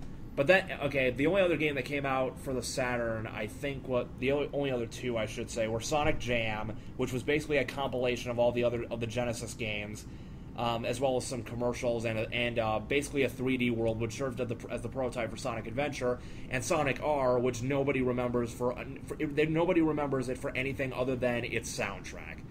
And I admit, I love the fuck out of that soundtrack. I know it's the cheesiest thing ever. But cheesy Europop, love that shit. So then we get to the Dreamcast with Sonic Adventures 1 and 2. Both games were very successful. I mean, maybe Adventure 2 was better on GameCube, but, they were both pretty good games, actually. So then, Dreamcast fails because it doesn't have a DVD player, and everyone was, making bootleg games out of it, like Homebrew and all that shit. So Sega goes third party, goes to GameCube, then later PS2 and also Xbox. Then they released Sonic Heroes, which was a moderate success. What else after that? Oh yeah, then Shadow the Hedgehog. This is where things start to get shit. Yeah, I heard that one. So I think Shadow the Hedgehog. It's like why add a gun, Well, yeah, there was the guns, there was the cursing, there was. It was really inappropriate for a Sonic game because. Like it or not, Sonic the Hedgehog is mainly targeted to kids, or at least for all audiences, and you don't really expect this like hard edge, trying to be all dark and edgy with guns and cursing. Ironically enough, by the 4Kids cast, no less. I think I talked about that in another article I wrote. Yeah, really, like, you should send these articles to them, and just lay it out. Yeah, and this is from the Sonic X dub where they weren't even allowed to kill Maria. So I think I know what that was though. I think it might have been an attempt by Sega for the Sonic games to maybe grow with their audience. Whereas, like, Mario always, stuck to the same kind of target audience, but which is, like, kids to everyone. Yeah, like, the funny part, the cool thing and funny thing about the Mario kind of, like, franchise is that, like you just said, it had that kind of childish tinge to it, but at the same time, even though it was targeted at, like, a specific audience or had, like, just one theme, it was attracting everybody. Yeah, I gotcha. Whereas, like, with Sonic, I think where they messed up was the fact that they tried adopting it to different age groups. Yeah, they did. And then that, like, just, you can't really do that, I gotcha. Without, like, the only way that can be done is if you make a whole different genre of games altogether. Like, you got Sonic as in one group, and then something... that's somewhat like Sonic or related to it. Not exactly the same thing or in the same universe, but at the same time, it's like a game that's meant to kind of build off that, but goes a whole different twist for a different targeted audience. Okay, so I mentioned before that Sonic Adventure 2 was a good game. Well, actually, I don't really care for it that much, but I do know that the general consensus is it's a good game. But the seeds of what you're talking about were planted in that game. Because that game introduced Shadow, and it's not Shadow himself that was the problem. Well, it's not even a problem, really. It's just something they found a point, and then they tried to like build themselves up from that point, and it ended up causing them to fall down. Yeah, because the thing is, from like kind of taking what you just said, I think what they did is when they found that point, they legit, like, when I mean point, I mean like legitimately a point. Like, imagine like the point of a spear or something like that, or the point of a pinprick, or a pen. Like that other tip is where they found themselves, and they tried going up from there, even though it was already like super like tight as it was. Okay, well, actually, I think that theory is right to an extent, because remember, there's also Sonic Heroes, and that game was one of the more lighthearted Sonic games, especially coming after 2. the thing about Sonic Adventure 2 is that it did have a darker storyline. Technically, Sonic Adventure 1 did as well, but Adventure 2 is where it really, really cemented itself as like a darker storyline. Because you have basically a plot about, a confused life form, and his only friend is this, the granddaughter of Robotnik's grandfather. I forget what the relations were. Bitch gets killed, Shadow's distraught, Robotnik wants to find out about his past and all that other stuff. I don't even know the whole plot of Sonic Adventure 2. I've never played it all the way through, so really? But long story short, they had this big epic plot. Like, this was a true evolution for the Sonic series. This ain't just about a little hedgehog trying to free woodland creatures from robotic animals anymore. This is like space drama shit we're going for now.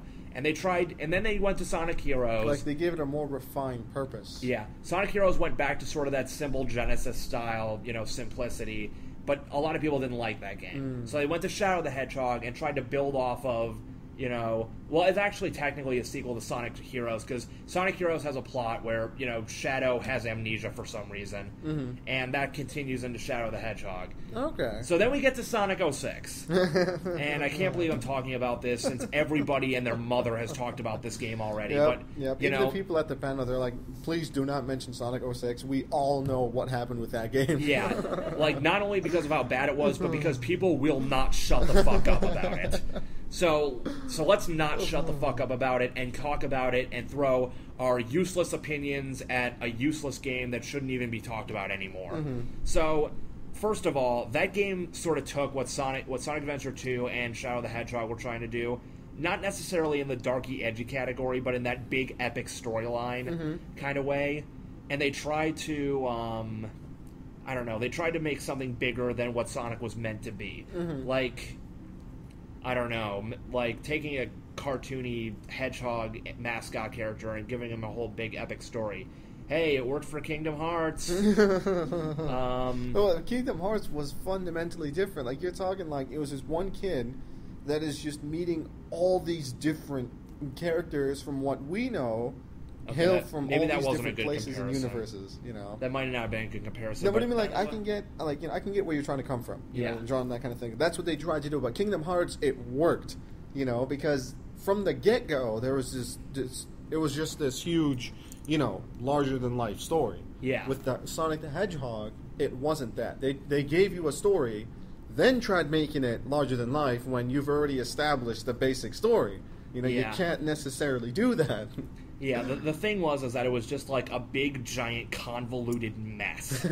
Like, it was basically a time travel story, and, about, I don't know, the flames of disaster, and trying to unleash this thing called Iblis, and then there's Silver, who's a ripoff of Trunks from Dragon Ball Z, except not nearly as cool, and he's trying to kill Sonic, and he might as well have because of that one boss fight. Then Elise and Sonic. What happened in that boss fight? Then Elise, wants to fuck Sonic really goddamn badly, even more than Amy does. And Sonic, unlike Amy, I don't know, maybe he's like a reverse furry or something, and he really, really wants to bang humans. Because back when Sonic was first being created, he was going to have a human girlfriend, and maybe they decided to carry that aspect of his character onwards, not understanding why that was a terrible idea to begin with. Not to mention that woman was kind of a ripoff of Pauline anyway, so whatever. And then they kiss, and then Sonic goes supersonic, and then Shadow's working for Gun for some reason. I don't know what Shadow's even doing there, other than the fact that he's Shadow. He's just there. It has nothing to do it doesn't even have anything to do with his fucking backstory about, Maria and all that shit. He's just there. And he's still driving vehicles because he has to, because he's too lazy to run. What else? And also, the game is broken as fuck, and that was like just too many bugs. That was the cherry on the cake, basically. Too many bugs and stuff. And it became one of the biggest disasters in video game history. And it took a while for people to really process that. They weren't sure what was wrong with the game. I remember back in 2007, 2008, most people were blaming the games. They honestly to God said that one of the biggest problems with the game was its voice acting. Really? Well, it was really stupid anyway. Other than the fact that I think there were some bad casting decisions. Like, actually, there's only one I can really think of, and that's Omega, the robot from Sonic Heroes, was voiced by Meowth's voice actress. God rest his or her soul, because transsexual. But and the funny thing is that, you know who Omega's original voice actor was? Who? John St. John, a.k.a. Duke Nukem. No way. So why would they change them? No. Okay, the thing is that Yuji Naka, the creator of Sonic, wanted the Sonic X voice actors and the game voice actors to be the same worldwide.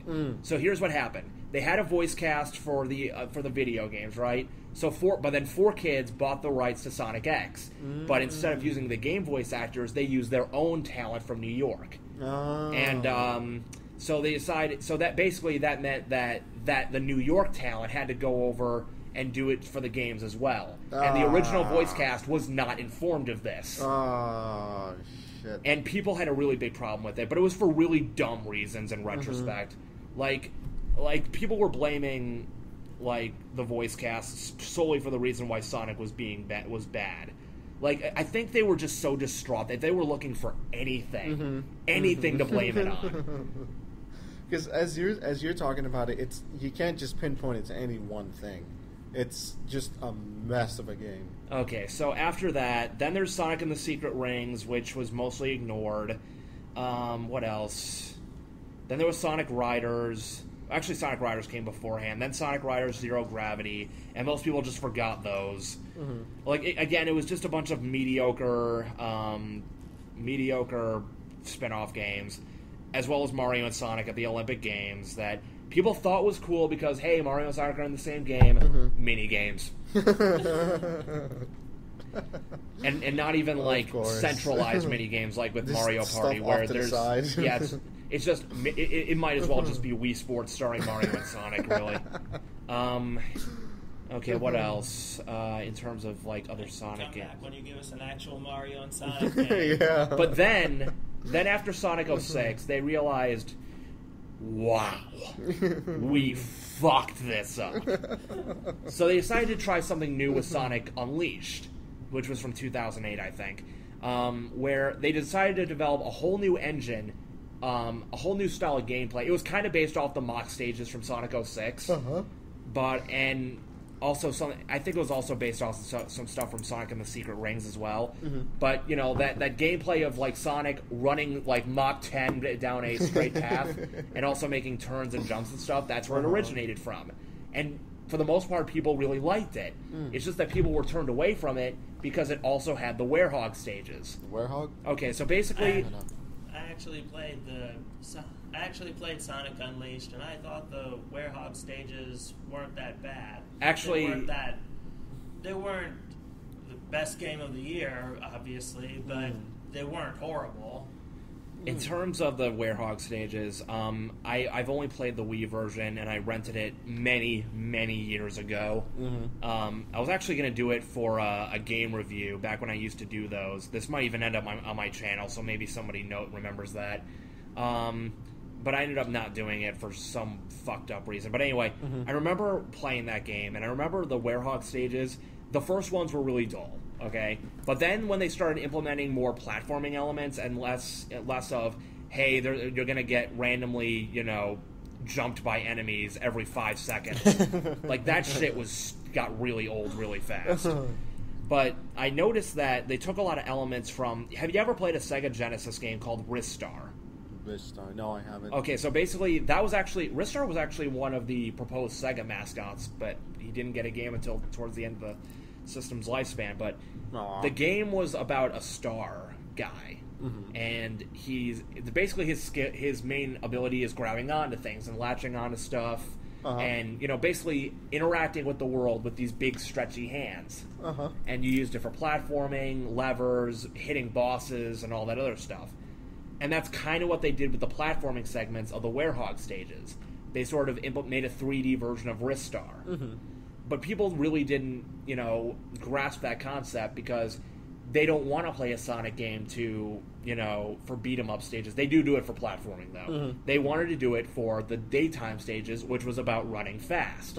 Then Sonic Colors came, and that they sort of based its entire gameplay around those daytime stages.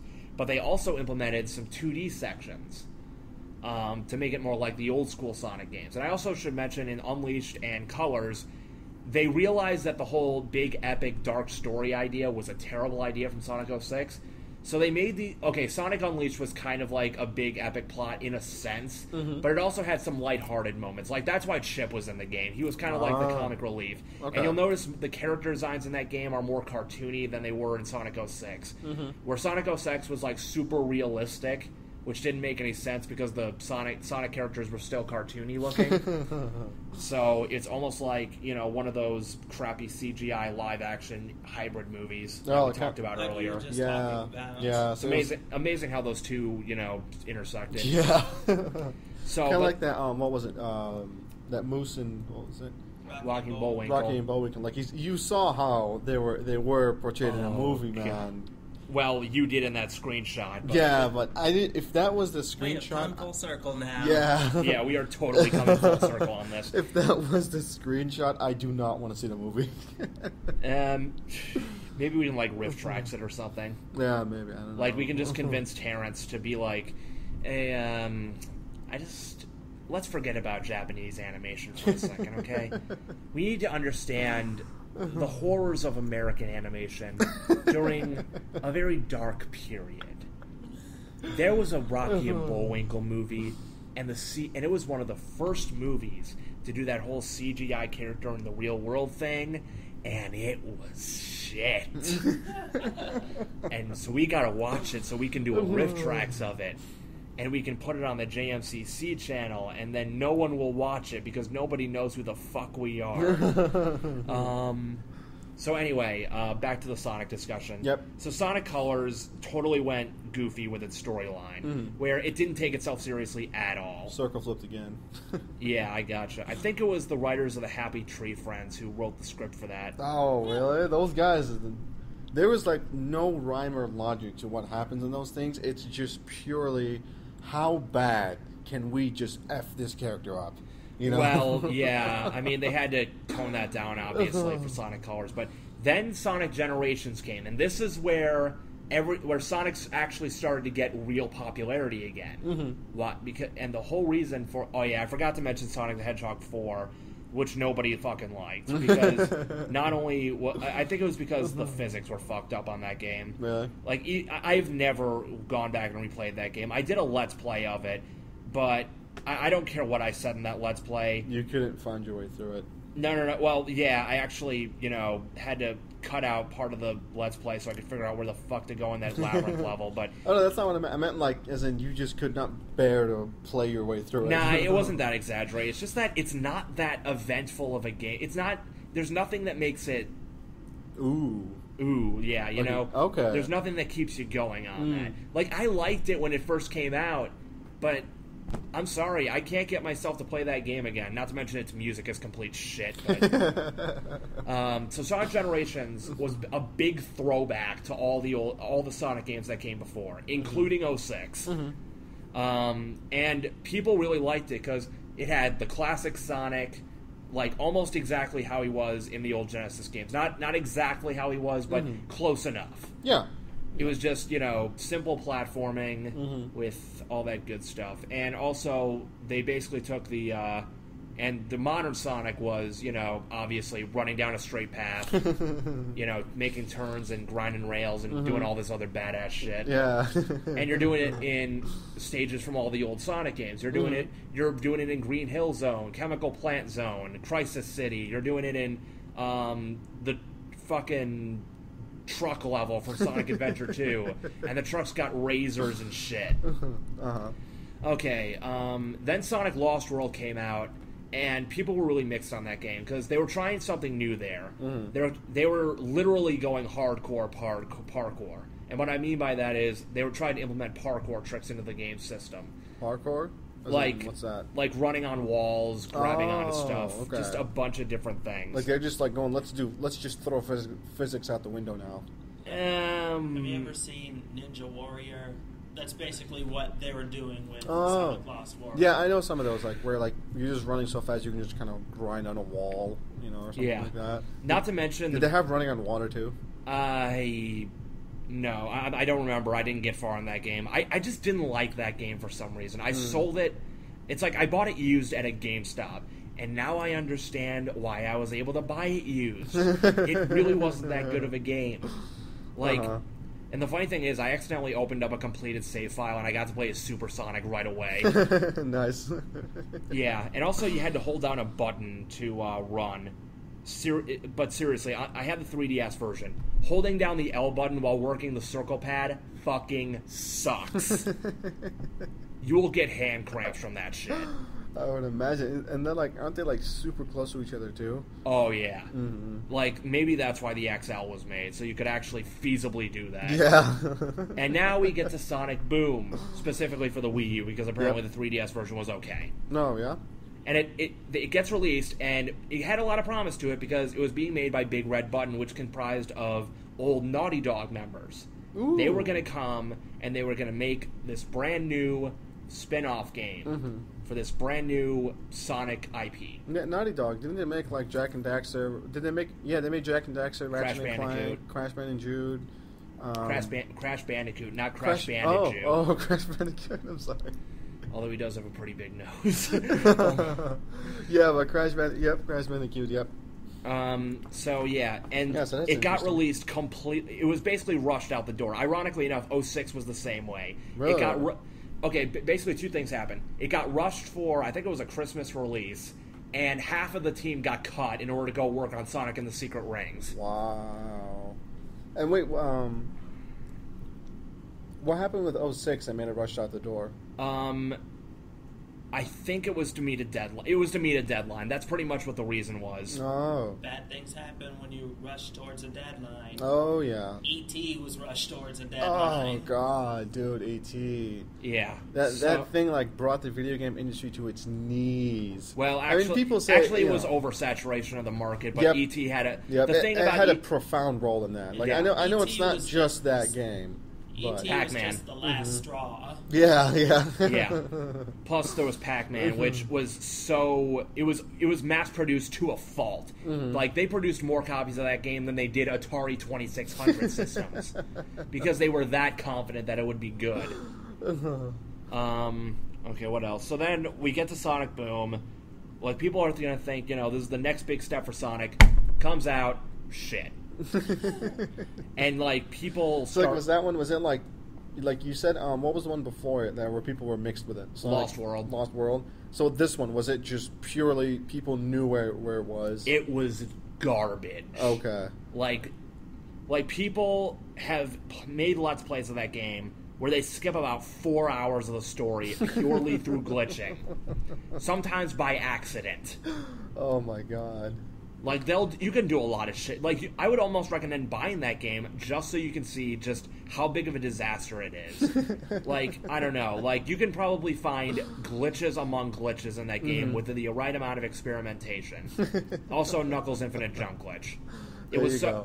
Oh, I heard about that. I did hear about that. Where you can like just jump like 90% across the map just by like jumping with Knuckles nonstop. Yeah, and it just completely took almost all the fun out of that game. Actually, once someone found that glitch. Although some people say that the jump actually added fun to the glitch. Really? Added fun to the game, I bet, because of how utterly ridiculous it was. It was so utterly ridiculous that even the cartoon made a reference to it. Like you might see like a GIF online of like Knuckles like orbiting the Earth. It's that infamous. Wow. So. Wow. And this opened old wounds because they're like, this is as bad, if not worse than 06. And so people became disillusioned again, where they were like, great, Sonic's dead again. But I think Sega is like giving it one final throw. Like, okay, look, we know we fucked up with that game. Just give us one more chance with Fire and Ice. We'll make it good. What about Sonic Secret Rings? Oh, that game was a long time ago. Oh, like, really? Secret Rings stopped being relevant in, like, 2008. Oh, okay, because you said like that's when they cut half the cast for, what was it, Sonic Boom? No, it was for Sonic 06. Sonic 06, okay. Yeah, they oh, cut... that's right. Yeah, you were telling me. I'm sorry. Yeah, it's like, okay, Sonic Boom Team, we need you to go back in time and make this Arabian Nights Sonic game for the Wii. It's the only way we can redeem ourselves. So basically, it's like Sonic 06, Strike 1, Sonic Boom, Strike 2. And now let's see, they're on Strike 3. Let's see if Sonic's out. So yeah. That is going to be interesting to see what the reactions they get, depending on the game, that they somehow manage to come out. If they rush it, you can almost instantly tell, this is your third strike, like, I'm wondering if I should even buy this game. You know, or maybe like people would be like, you know, I'll buy this just to humor you. You know? Okay. Did they talk about any of the other, like, bad Sonic games out there? Like, I don't know, Sonic Labyrinth, Sonic Blast. I know these are, like, 8-bit games, but whatever. Yeah, not that I know of. I didn't stay for the whole panel, but for the panel I did, for the part I did stick with, they predominantly stuck with Sonic 06 and talking about the Sonic genre in general. Just basic characteristics they found. How, you know, the graphics didn't really improve all that much. Oh, really? Again, like, or something like that. I can't remember. Like, I was only there temporarily, you know. Okay. It was also, like, the biggest thing they hit upon was just, and the thing that I remember the most, is just that to them, it just seemed like what they were doing was just Sonic, next game, let's go faster. Game after that, let's go even faster. Third game after that, let's go faster. You know, it all just became about speed and completely lost its like legitimacy as like a game because there's like virtually nothing kind of stringing it along. Oh yeah, the press dash to win argument. I gotcha. Yep. So, Derek, you got anything to add to this? That was it. Nothing you guys haven't already said. Like, I'm not sure if I can confirm that exactly, because, again, the only games that I played with that style of gameplay were Sonic Unleashed, again, like, a few days renting it from 2009 and Sonic Generations, where, I don't know, maybe I played mostly the classic stages, I don't know. Like, it's been so long since I played Sonic. I don't think I played Sonic Generations since, like, 2013, early 2013, more specifically. Wow. Well, I've seen Terrence play it, like, really? On Steam, and, like, I'm not sure if they're counting Generations in that line too, especially since Sonic, there was a classic Sonic mode in that game. But, I don't know, like, I'm not sure if I can really confirm that fact. Also, oh yeah, I forgot, there was also the Sonic Rush games, where, actually, it's been forever since I played Sonic Rush as well. It's been forever since I played a lot of Sonic games. Like, the only ones that I think I regularly, like, played, like, less than in 1 year intervals are probably, like, the Genesis games, Sonic CD, some of the 8-bit games. Like, I like the Sonic 1 for the 8-bit Master System's pretty good. Actually, you know what my very first Sonic game I ever owned was? What? Sonic 2 for the Game Gear. Really? I own a Game Gear. It's probably, like, other than that broken Repro NES that I own, it's probably like the only like truly classic system I own. And I know the Sega Game Gear isn't that good, but you know, it was one of my first consoles and I love it. Ah, nice. But I got frustrated with Sonic 2 for the Game Gear, mainly because of a rather infamous first boss. Really? Okay, so picture this, okay? It's in an underground area. In fact, the area is called Underground Zone. You're about a creative name. Okay, you're running around on these ramps, and then you start to fall in the lava. Robotnik saves you from the lava, although he does have a reason for it. In the game, he basically kidnaps Tails and tells you need to go find the 6 Chaos Emeralds, and I'll give them back. All the 8-bit games have 6 Chaos Emeralds because they, as an excuse to where they couldn't program Supersonic in 8-bit. So basically, they're supposed to be. You have to collect all 6 emeralds in order to even get to the final stage in this game. And there's one hidden in the second act of the Underground Zone. And now you're in the third act. So Robotnik saves you because he assumes you have the first emerald, and he doesn't want it to melt. Basically, so he drops you into this into this ramp area with a crap. I forget what species it is. I remember I kept calling it a giant enemy crab. Mm-hmm. I think it's called an antlion. And basically, Robotnik drops these little spears at you, but they bounce at like different intervals.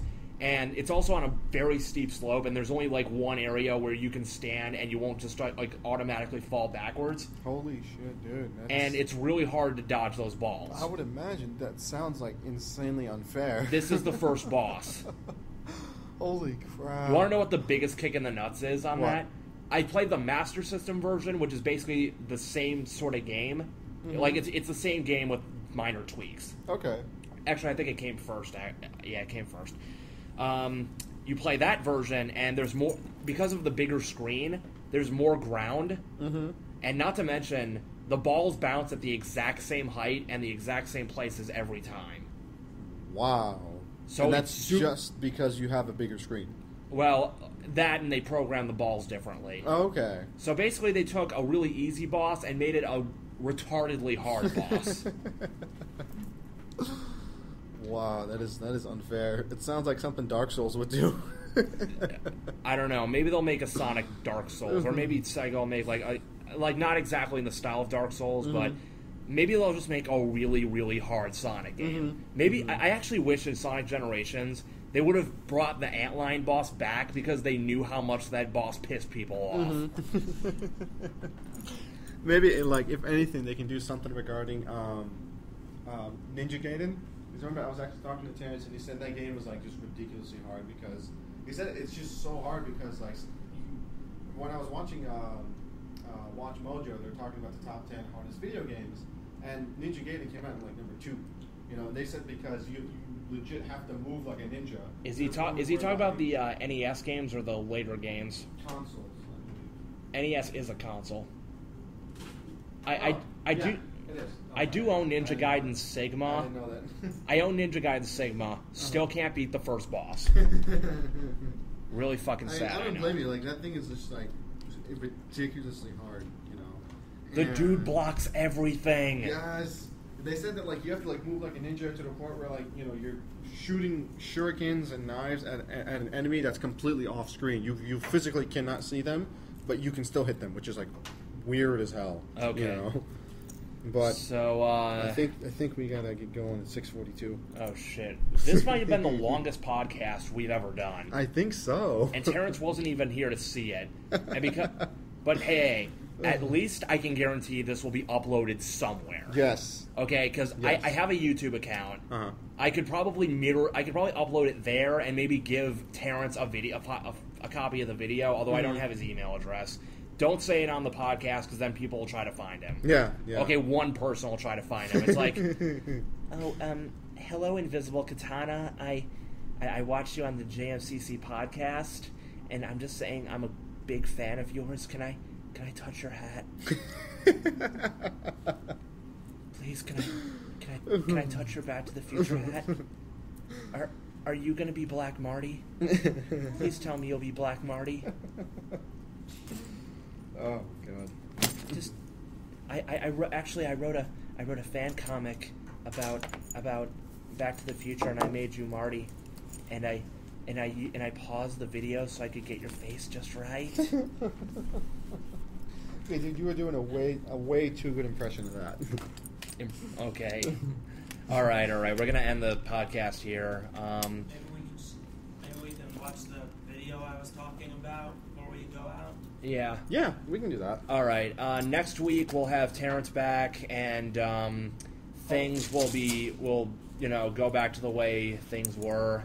So if you're not familiar, if you didn't like this new format with this piece of shit obscure YouTuber hosting the damn thing, and you want a loser. You want me to go back to just making inappropriate jokes in the middle of conversations? That's fine. Okay. Have a good night, everyone, and see you next time on the JMCC podcast.